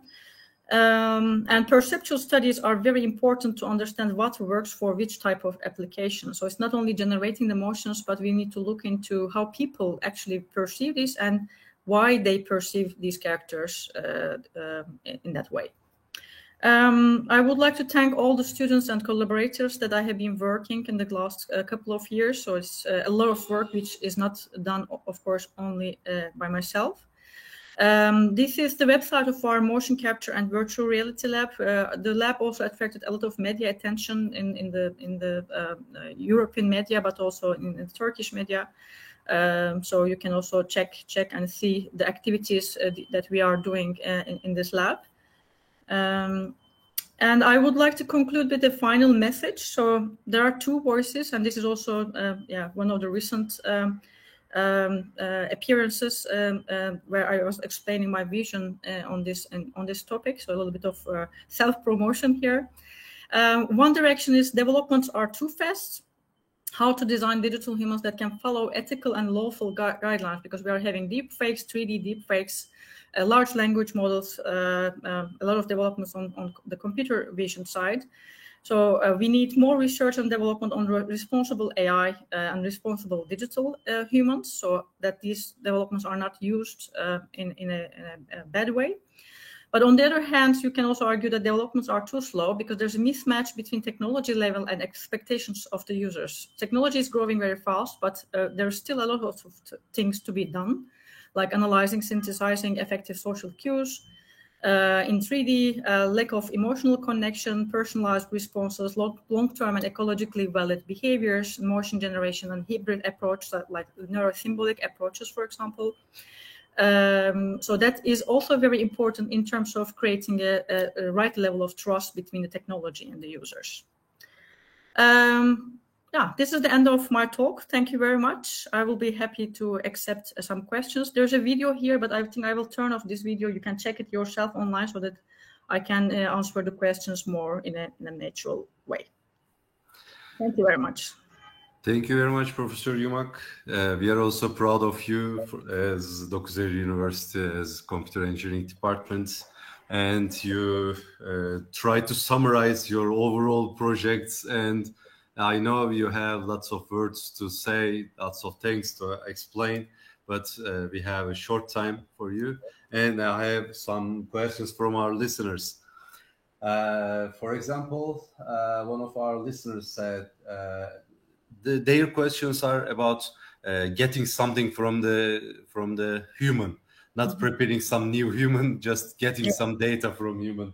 For example, about eye tracking. As I know, there are programs that tracks users' eyes, and while user is not looking at camera, it tries to simulate his or her eyes. Likewise, user looks at camera. In your opinion, can this technology replace or help motion capture technologies while getting data? I didn't quite get the question. So capturing eye tracking data? We have some programs. They are trying to simulate the eye tracks. Yeah. And can you say that these programs can simulate the eye tracking simulations or eye tracking programs tools? Okay. Yes. I guess they are mentioning that like if you use this eye tracking technology for the motion capturing side, it can improve the interaction with the digital humans. So we were doing something similar for the data-driven animation synthesis work. So we were capturing the eye movement of the actors from the camera as well, for the pupil movements actually. And we were also simulating that to some extent, but the granularity of these motions are much more different actually. So it is definitely possible, and it can increase the realism. But there is also an area that is complicated in itself. There are papers just focusing on pupil generation using data-driven approaches, but also using procedural methods. So absolutely, it's possible to do that. Yeah. Thank you. And a last question. about MetaHuman. I think it's a part of Unreal Engine. While working with MetaHuman, you can get the mimics and animations from the face. It's easy. It's very easy to get them. But preparing a human body is not so easy. Can we run a program, or can we prepare an algorithm to unite some body tracking and also some face tracking from MetaHuman, or can we create a body and scan a human face and unite them? Is it possible, or is it good to use? Yeah, in the current capabilities of MetaHuman, so this is called Mesh to MetaHuman, MetaHuman Animator. So it's possible to capture the face of a real person, but not the body as part of the MetaHuman Animator. But you can, of course, capture the body with other tools. There are a lot of other opportunities to scan the body and incorporate them together with 4D scanning technologies. So this is perfectly possible, but as part of the Mesh to MetaHuman, the focus is on the face, not on capturing of the body. Yeah. Thank you very much for your help, for your time, and for your good presentation, detailed presentation. I think that some of our listeners and also students will try to connect you about your project, because it's very popular in Turkey now. We are in the very first step of gaming industry. We are trying to develop some games, and we are trying to learn something about VR, virtual realities, and also external realities. I think that your popularity will increase after this presentation. Thank you very much. Thank you very much. I hope that it was useful, and I'm happy to connect and talk further, and also learn from the community there, of course. Yeah. Thank you very much. Thank you very much. And for our last presentation for digitalization of fisheries using computer vision and AI presentation, we will get Ercan Avşar from Denmark, from Technical University of Denmark, and we may start to prepare our presentation.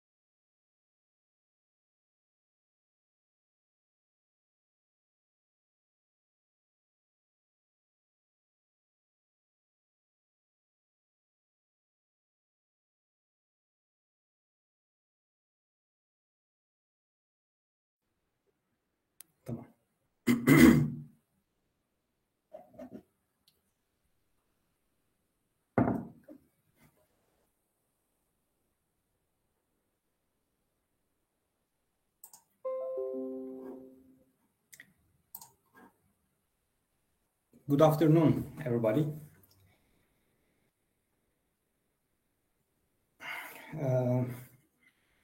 My name is Ercan Avşar.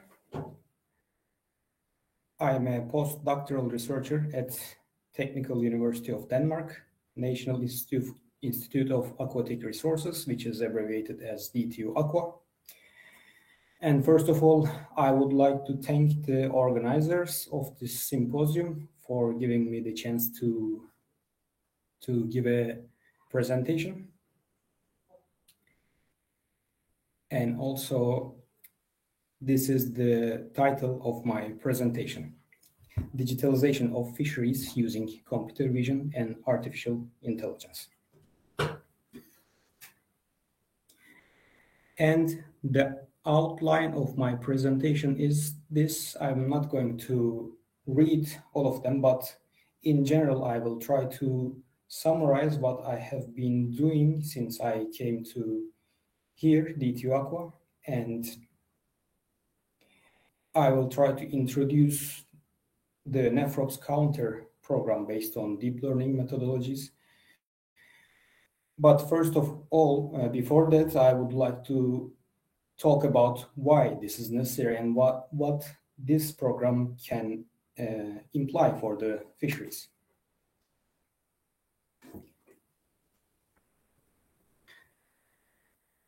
In fisheries technology, there are various challenges. So if you are not really dealing with fisheries, it's kind of difficult to imagine what kind of challenges we are dealing with.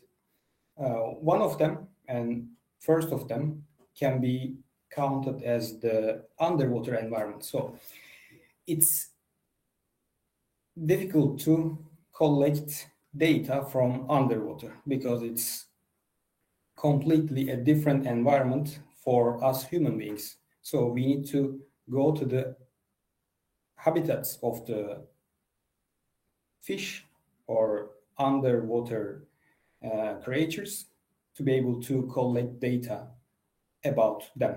So this is one challenge. And underwater environment always a challenging environment. So we need to develop some specific sensors or devices to be able to collect data. Simply, the sensors or the devices that we develop for land-based applications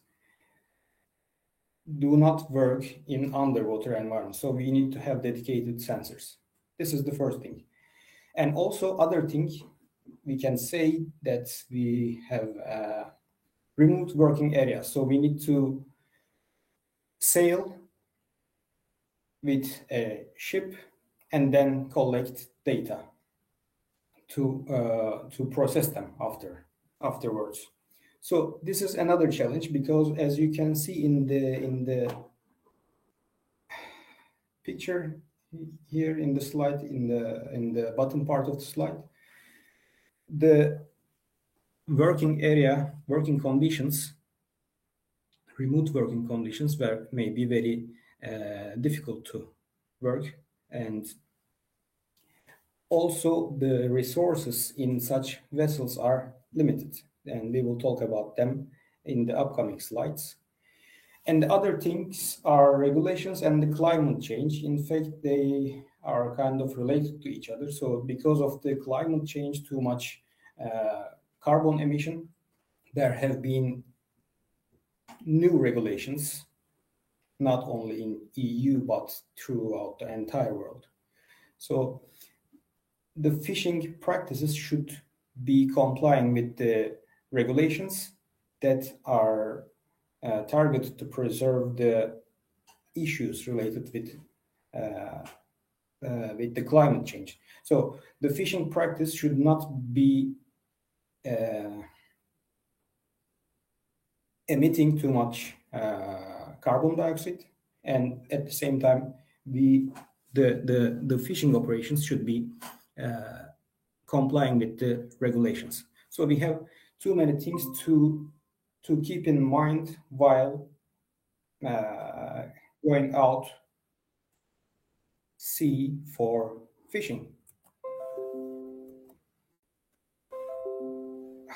Sorry. Now let's go on with the future demands and how we can meet these demands. First thing I can say about this is that fishing practices in today is mostly a blind process. What I mean by blind process is that we do not know what we are catching until the end of the fishing operation. So you may start trawling operation, and then after hours of trawling, you may end up with catching nothing or catching nothing that you target to. So it may be, so the entire fishing operation may be a waste of time and waste of oil. And this has an economical burden, of course. And also, it's possible to, there's a risk to capture of species and sizes for which no quota is available. So this quota is defined by the regulations, so you cannot just sail and catch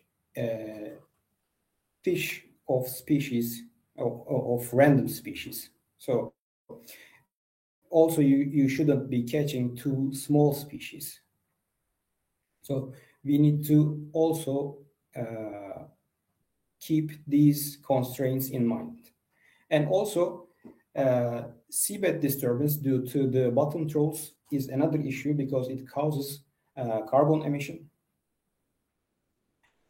In addition to that, if there are too long fishing durations, then because of these operations, there will be too many carbon emission to the atmosphere. This is another issue. And also there are too many vulnerable or protected species in the sea, and during fishing operation, we should not catch them. We should let them live to be able to reproduce, because they are endangered, should be protected. So we should avoid catching them. So there are very, very detailed constraints that we need to keep in mind during fishing operations.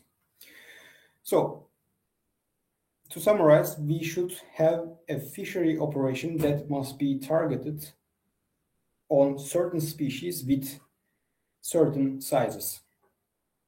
And also, this can be achieved by providing the fishermen with the data that shows them what is happening underwater during fishing.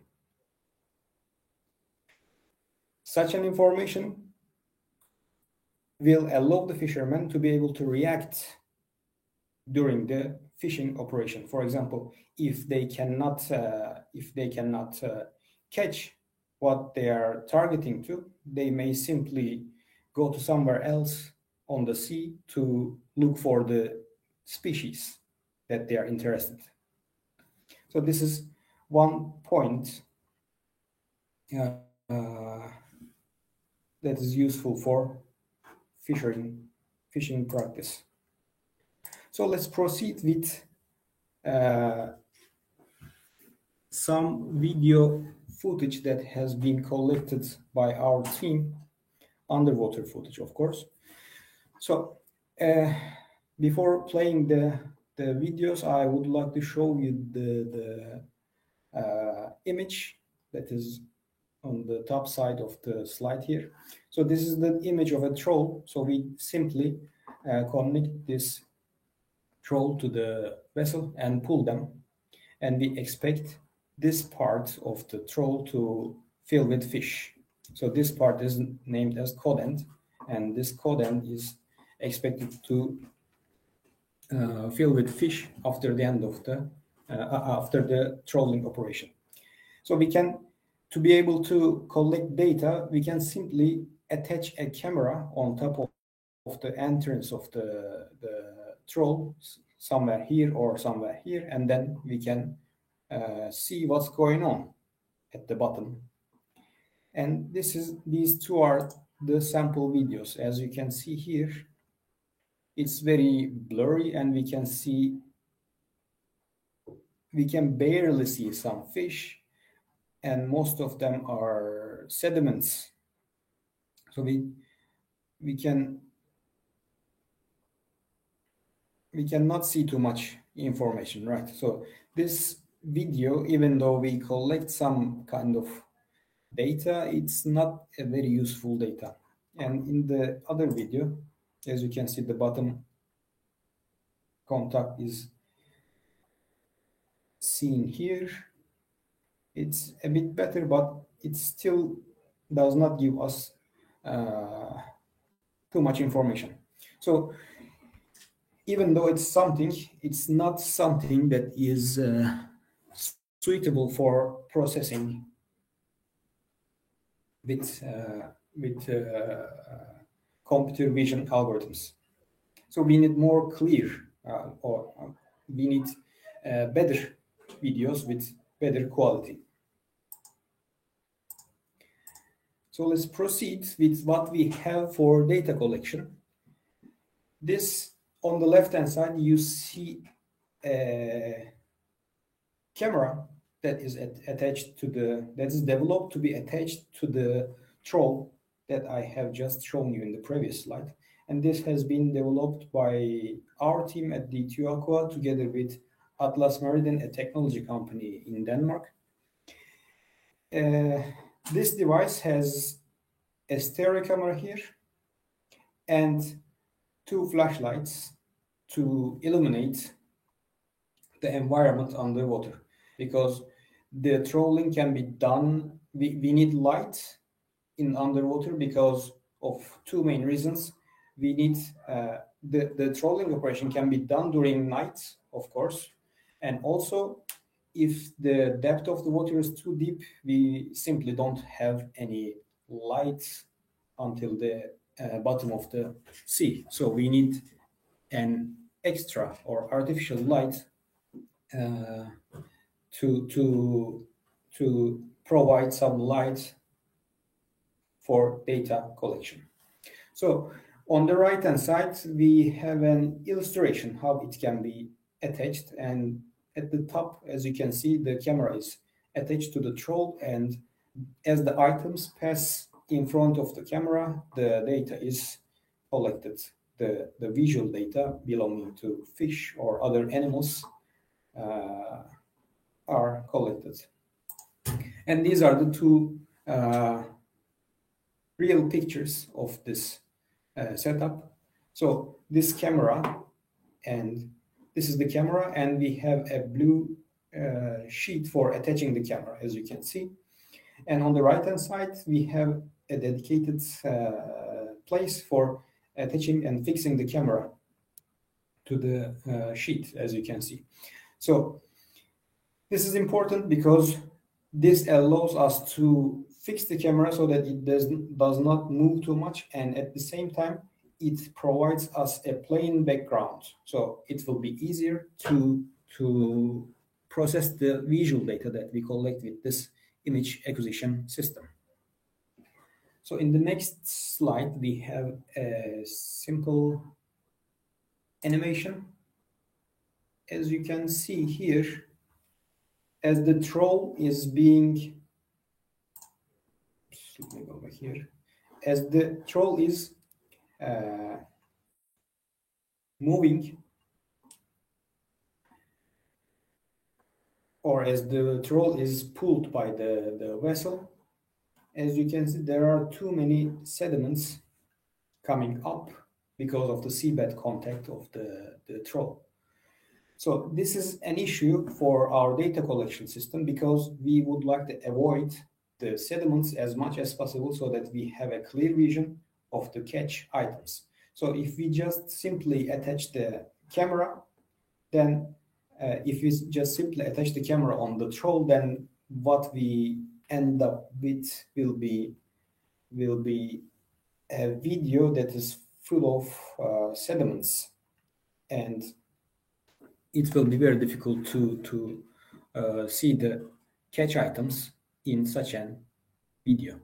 Okay, so let's proceed with the animation. And as you can see now, we have two extra parts attached to the troll.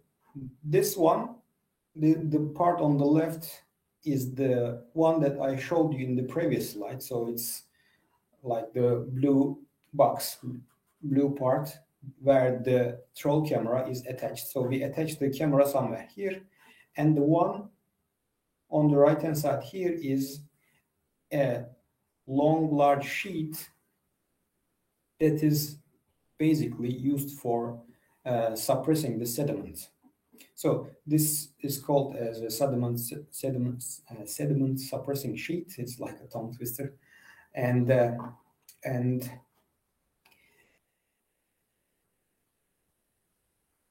usage of this sheet allows us to collect very clear images of catch items. And in the next slide, you will see some samples of such images, and these are different angles of the sediment suppressing sheet and the troll camera attachment part. So this is the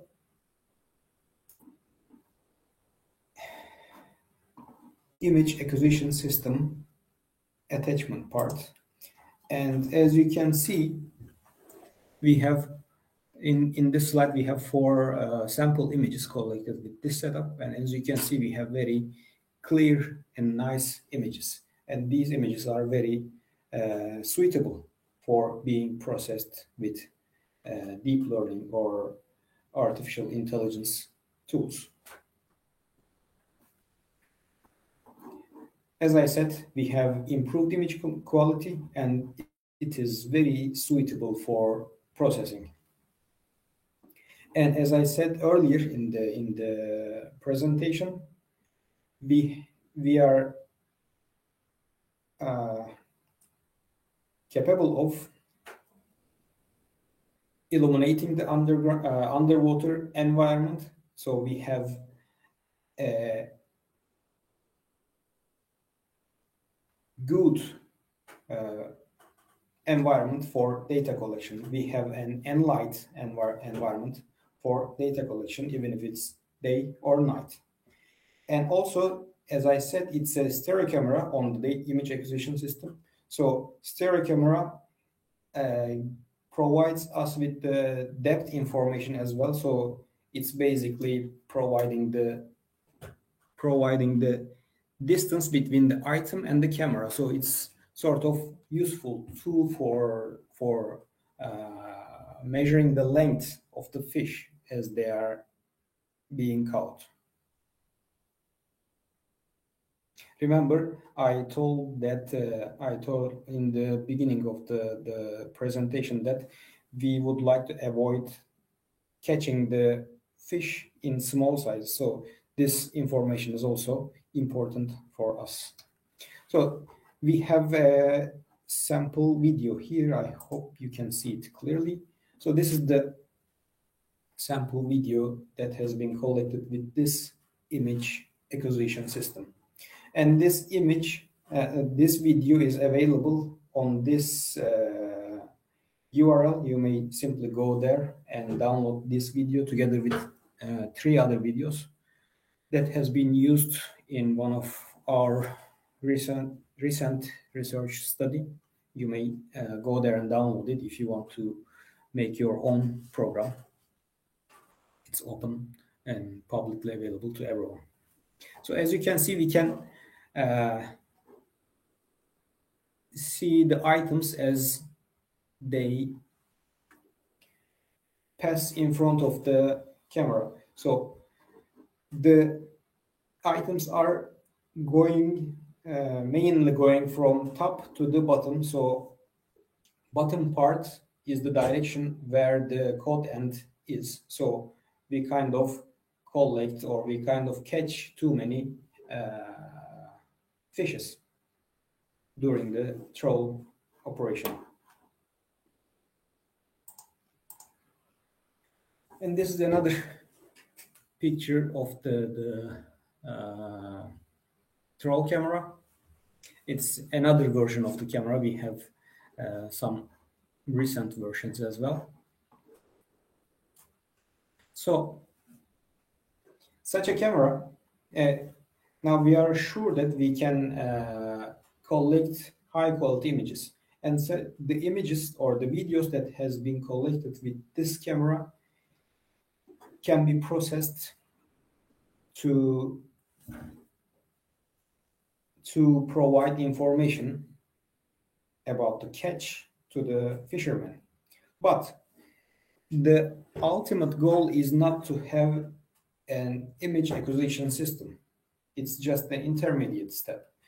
What we eventually achieve is to be able to process these videos in real time and report the catch composition or catch items to the fishermen real time. So what I'm trying to say is, okay, this is a useful camera, and we can stream the video to the fishermen to the wheelhouse, and the fishermen can watch what's happening during trolling. They can watch it live as they are fishing. But this is not the intention, because during 3 hours or 2 or 3 hours or hours of trolling, it's not practical to have someone sit in front of the computer and look at the screen continuously. It's not something desirable. So if we manage to process these videos in real time and report what's happening or what's being caught during fishing, is the most useful application of such a system.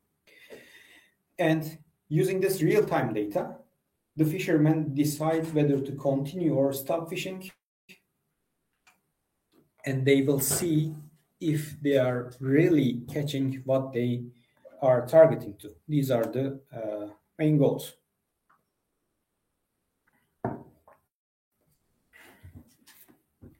So to be able to achieve real-time processing, of course, the first tool we can try is the deep learning methods, which have been very popular in the recent years for too many different applications, including computer vision, of course. So we basically use deep learning methods to process these videos to count the number of catch items. But the main constraint is to have a real-time processing. But the deep learning methods typically have too many computations in their structure. So they are computationally heavy. As a result, they require powerful hardware. So it's not just straightforward to have a computer on a fishing vessel, something like this, on putting a computer on a fishing vessel like this, and then process the images or process the video in real time. It's not a straightforward operation because of the limited resources on board the vessel. The electricity is not unlimited, or we do not have a very large amount of electricity resources on board. We have either generators or batteries, but we need to take care of the electricity resources. But the hardware required for deep learning applications consume too much electricity because of the computational heaviness of the deep learning methods. So we intend to run these algorithms on an edge device, which is developed to be run on such remote areas, and of course they consume relatively less power because they are optimized for such applications. So we will talk about the edge devices in the upcoming slides. Let me give you a simple detection example in one of the frames of the videos. As you can see, deep learning methods can easily detect the items. As the red one, the red bounding box is for nephrops, and the other green bounding box is for the fish. Since this screenshot is belonging to nephrops detection software, so we do not care about what's the species of the other fish, but if necessary, we can do it as well.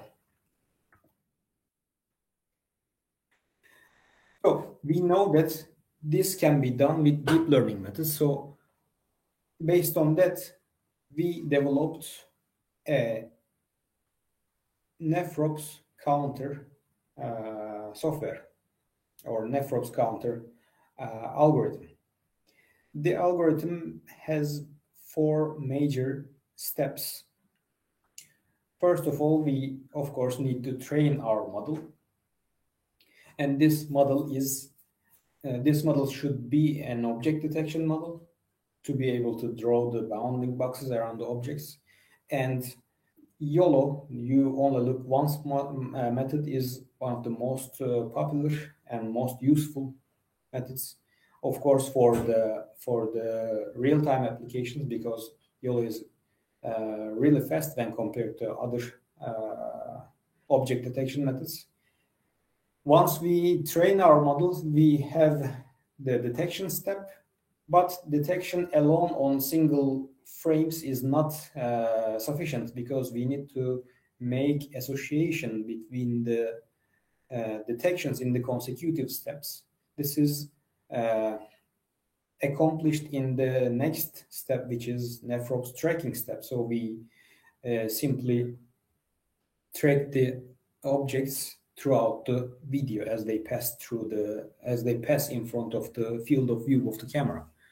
So we use sort algorithm for tracking the objects, and eventually we have some rule-based system to determine if the track belongs to a catch item or belongs to a nephrops or not. So this is the block diagram of the method. As we can see here, we have our training, but before training, of course, we have image acquisition or video acquisition here with the troll camera, and then we extract some frames manually to generate our test and training sets, and then we use this training set for training our models, and then we have our detection. This detection is followed by tracking step, and then we have a counting condition, which we will talk about later. Here in the tracking part, I have deep sort, which is another object tracking algorithm, but mainly I tried with a sort algorithm, which is faster than deep sort, but it's just an illustration that we used in one of our publications, which is cited here in the bottom side of the slide. So it's the sample video that shows the working of the algorithm. As you can see, the processing speed and total nephrops are all available on screen, and as they pass through the screen or as they cross the red line, they just increase the Nefrops counter, which is available on the screen as well. And it works good enough in terms of counting performance. But remember, we need to achieve real-time processing, not only good counting, but also real-time processing. So the processing speed should be fast enough on an edge device, I can say, or on a device with a limited computational resources. And this is the summary of the conditions for counting the items. So here on the left-hand side, but on the bottom left, we have a frame 5110, and as you can see, the bounding box, the bottom level of the bounding box is about to cross the red line here. And in the next frame, which is 5111, and it crosses the red line. And as you can see, the total nefrops increases from 4 to 5 here. So this is one of the counting conditions. So whenever a catch item or whenever a nefrops crosses, or whenever the boundary box of a nefrops satisfies this condition, then the counter is increased. And the second condition is that if the middle point or center point of the bounding box crosses the red line here, the counter is increased from 9 to 10, as you can see here.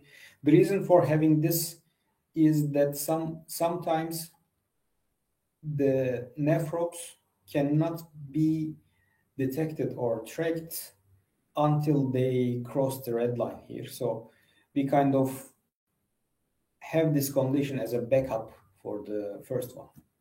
And we have the third condition. This third condition is for covering the nefrops that passes in front of the camera very quickly, or sometimes they pass very close to the camera, so they are visible only 1 or 2 frames. They just fly in front of the camera, and then it's very difficult to track them. Okay, so this condition does not care about this red line crossing condition. It just checks the height of the bounding box here. If the height is very big, then it means that they are in a position where they are in a position very close to the camera. That's why they are big. And then we simply increase the counter. As you can see here, it's increased from 7 to 8 here.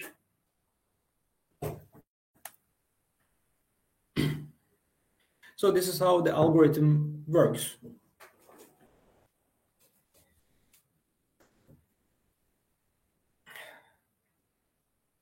As I said, this approach has been shown to be very effective in detection and counting of catch items.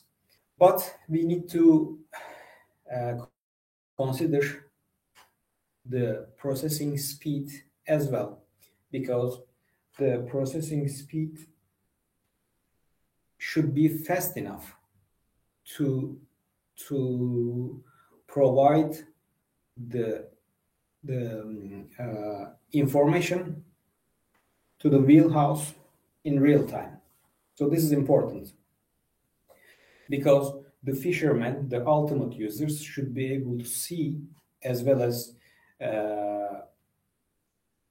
understand what's going on underground. So streaming is not an option, as I told earlier. So we need to process and provide them the information in real time. This is the important part.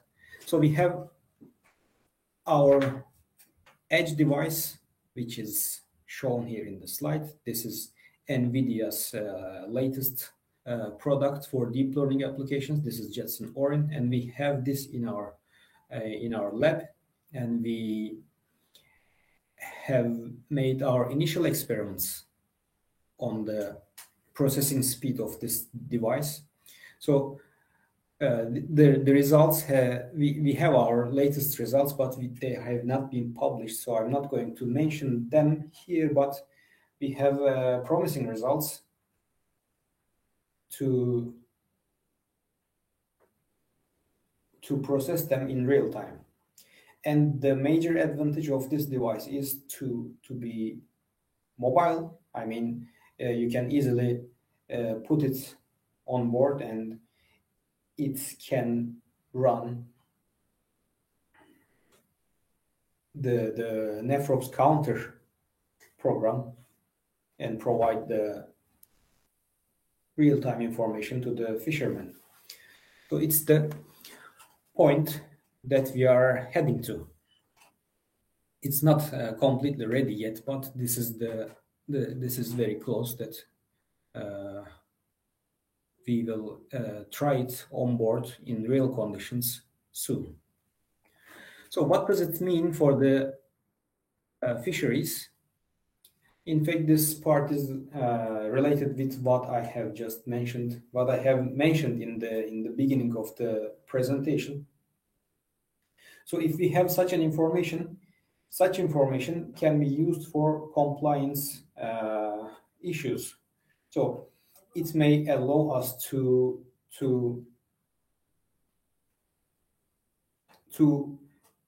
generate reports what fishermen are catching. So if they are catching something that they shouldn't have, then it can be reported to the authorities.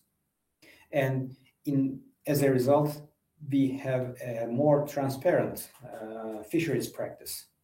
And also such a system can be used for monitoring the ecosystem to understand the habitat areas of certain species. And also, this allows us to achieve an effective fishing operation. If we know where the target fish is underwater, then we can just simply go there and perform the fishing operation there. If it's not there, then we can simply go somewhere else to continue fishing, or just stop fishing, do it sometime later, and so on. So it allows us too much flexibility and too much application areas in terms of fishing and in terms of digitalization of the fishing operations. And interestingly, similar technologies are significantly used in many other sectors, but when it comes to fisheries, it's when compared to others, of course, is at the very beginning stages, I can say. So there are too many room for development in this area. And before finishing my presentation, I would like to briefly mention the related projects. In fact, we have a lot of research projects going on here, but I just put the projects funded by European Union Horizon program. SmartFish is the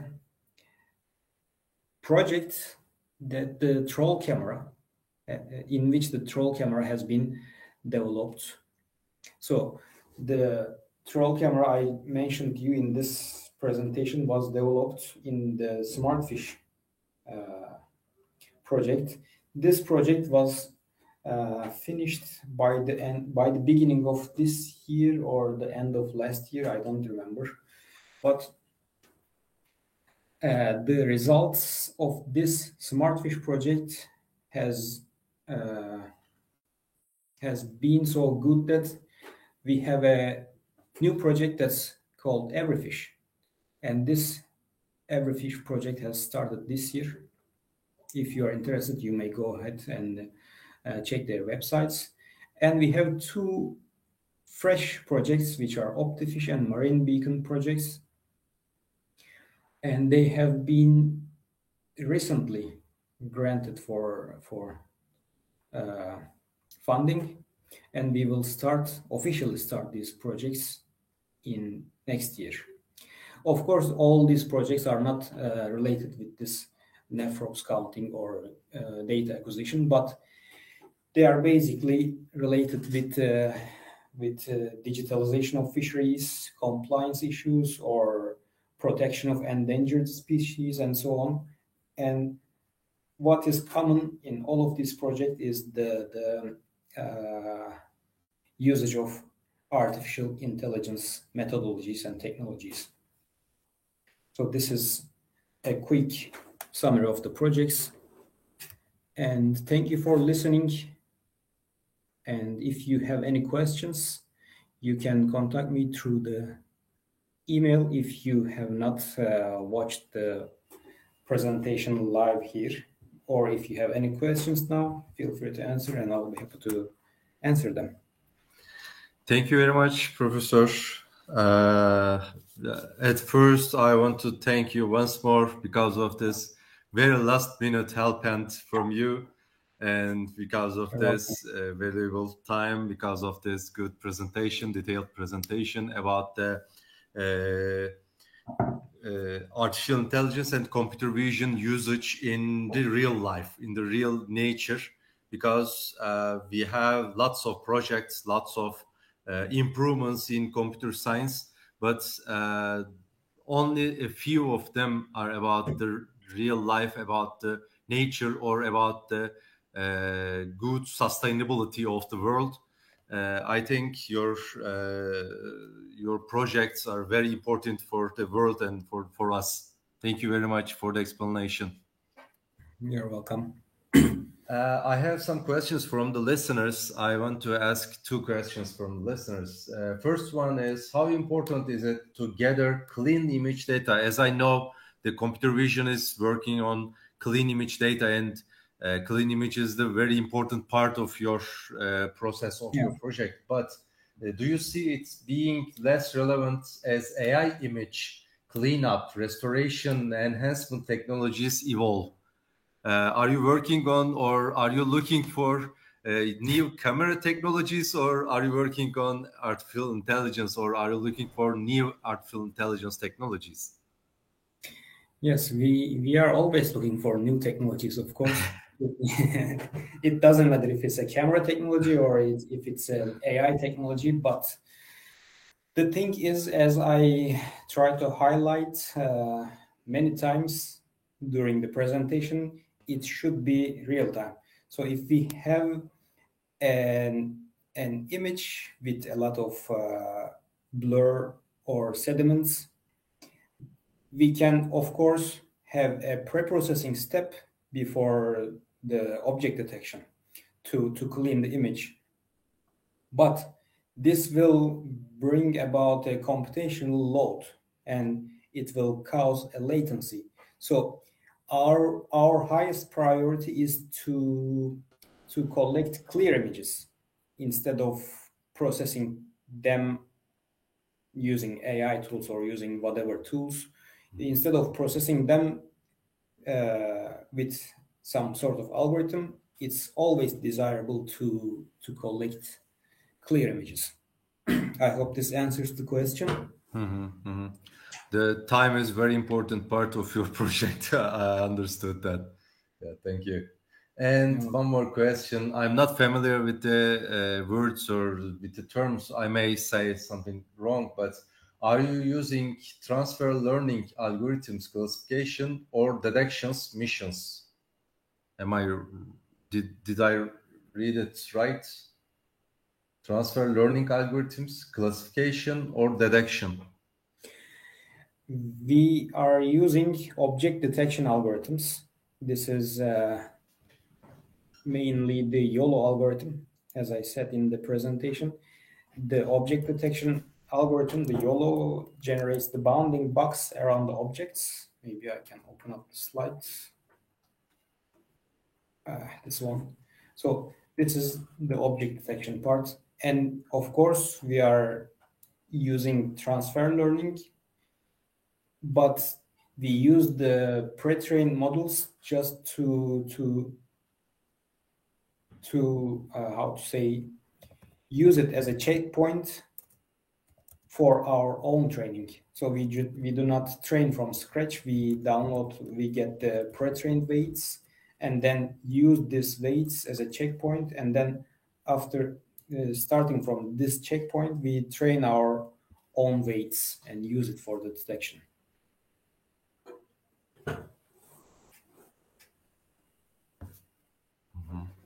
Any other questions? I think that's all. I think that other listeners will contact you on your email or on your social media. And once more, thank you for your valuable time, Professor. Before ending, after your first comment, just after my presentation, you said that it's something for the environment and nature preservation. And yes, this is, I would like to make a very small comment about it. And thank you for your comment, because it's something motivates me very much to work in this field. And I would like to invite people to develop technologies for nature world instead of creating weapons. Yeah. Thank you. Thank you very much. You're welcome. Thank you very much, Professor. You're and welcome. See you later. Thank you. Bye-bye. Bye-bye.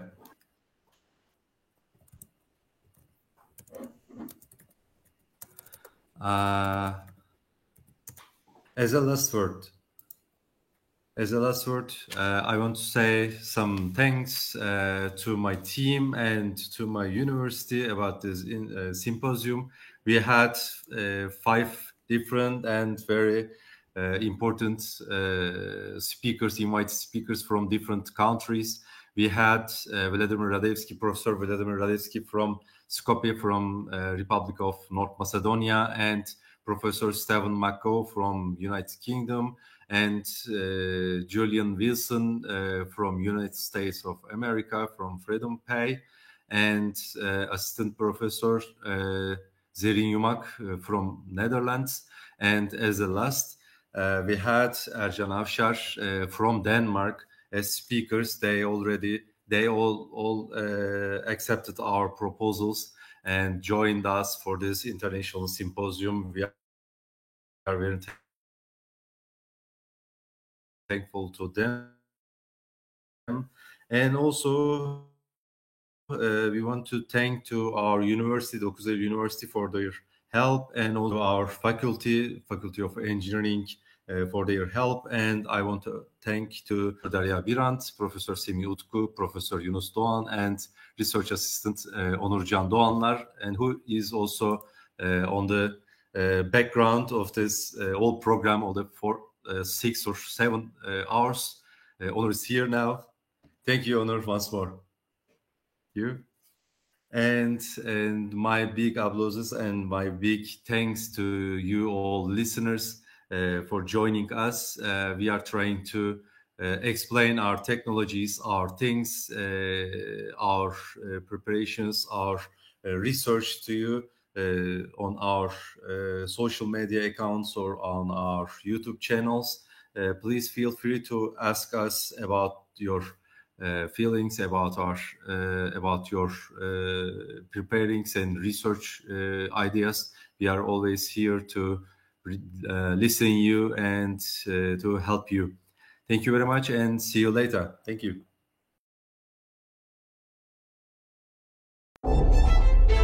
Yeni bir çağın habercisidir Milat. Bambaşka bir gözle bakmaktır hayata. Bir sayı, bir yazı, bir duyuş ve sözle ilim kapılarında. Bazen gözle görülmeyecek küçük sırlara vakıf olmaktır bilim ışığında. Umuttur, şifadır, keşiftir, mirastır Milat. Bir adım sonrasına. geçmişten gelen mirasın takipçisiyiz. İlim ve bilim yolunda.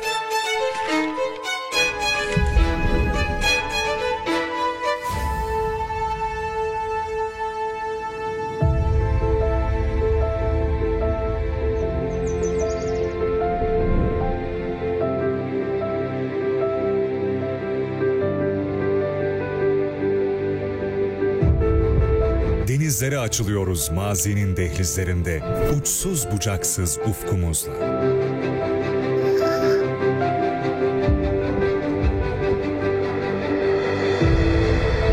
Doğanın gücünü göstererek güneş enerjisiyle yol alıyoruz.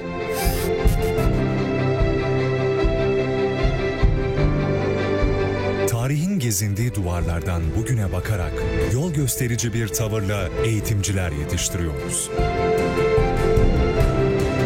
Çocukken dahi yalnız bırakmadan geleceğimizi, insanımızı.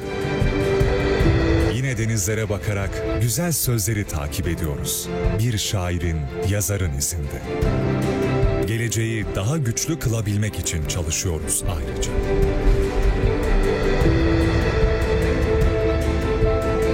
Farklı formüller bulup fikirlerde yeni bir ışık yakarken,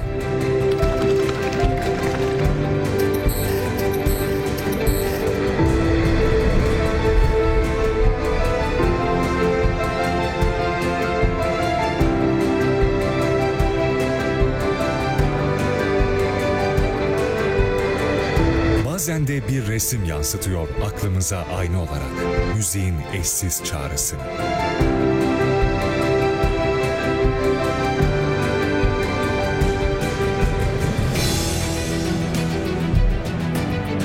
Olmaya devlet cihanda bir nefes sıhhat gibi öğüdünü insanlık için hep diri tutuyoruz.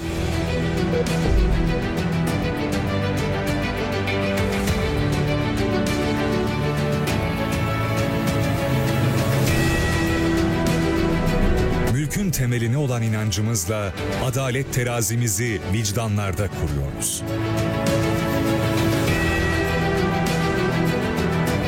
Yedi bölge, 4 mevsim içinde tarihi de yaşatırken yenilikçi adımlarla verimliliği artırıyoruz. Teknolojik sanayi işbirliğinde ilklere imza atarak. Maddi yönümüzün yanına manevi hayatımızı da katıyoruz. İlmin yol gösterici ikliminde. İdare etmek için, büyüyen bir millet için sorumlulukla bakıyoruz her yana. Yeni bir yol, yeni bir buluş ve bakış ararken her tarafta yeni yapılarla yeni dünyanın kapılarını aralıyoruz. Sağlam kafa, sağlam vücutta olur sözünü anlatıyoruz burada.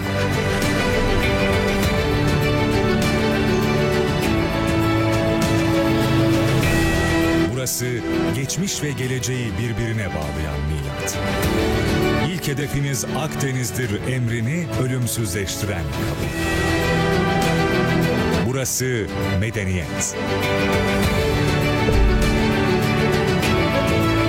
Burası 9 Eylül.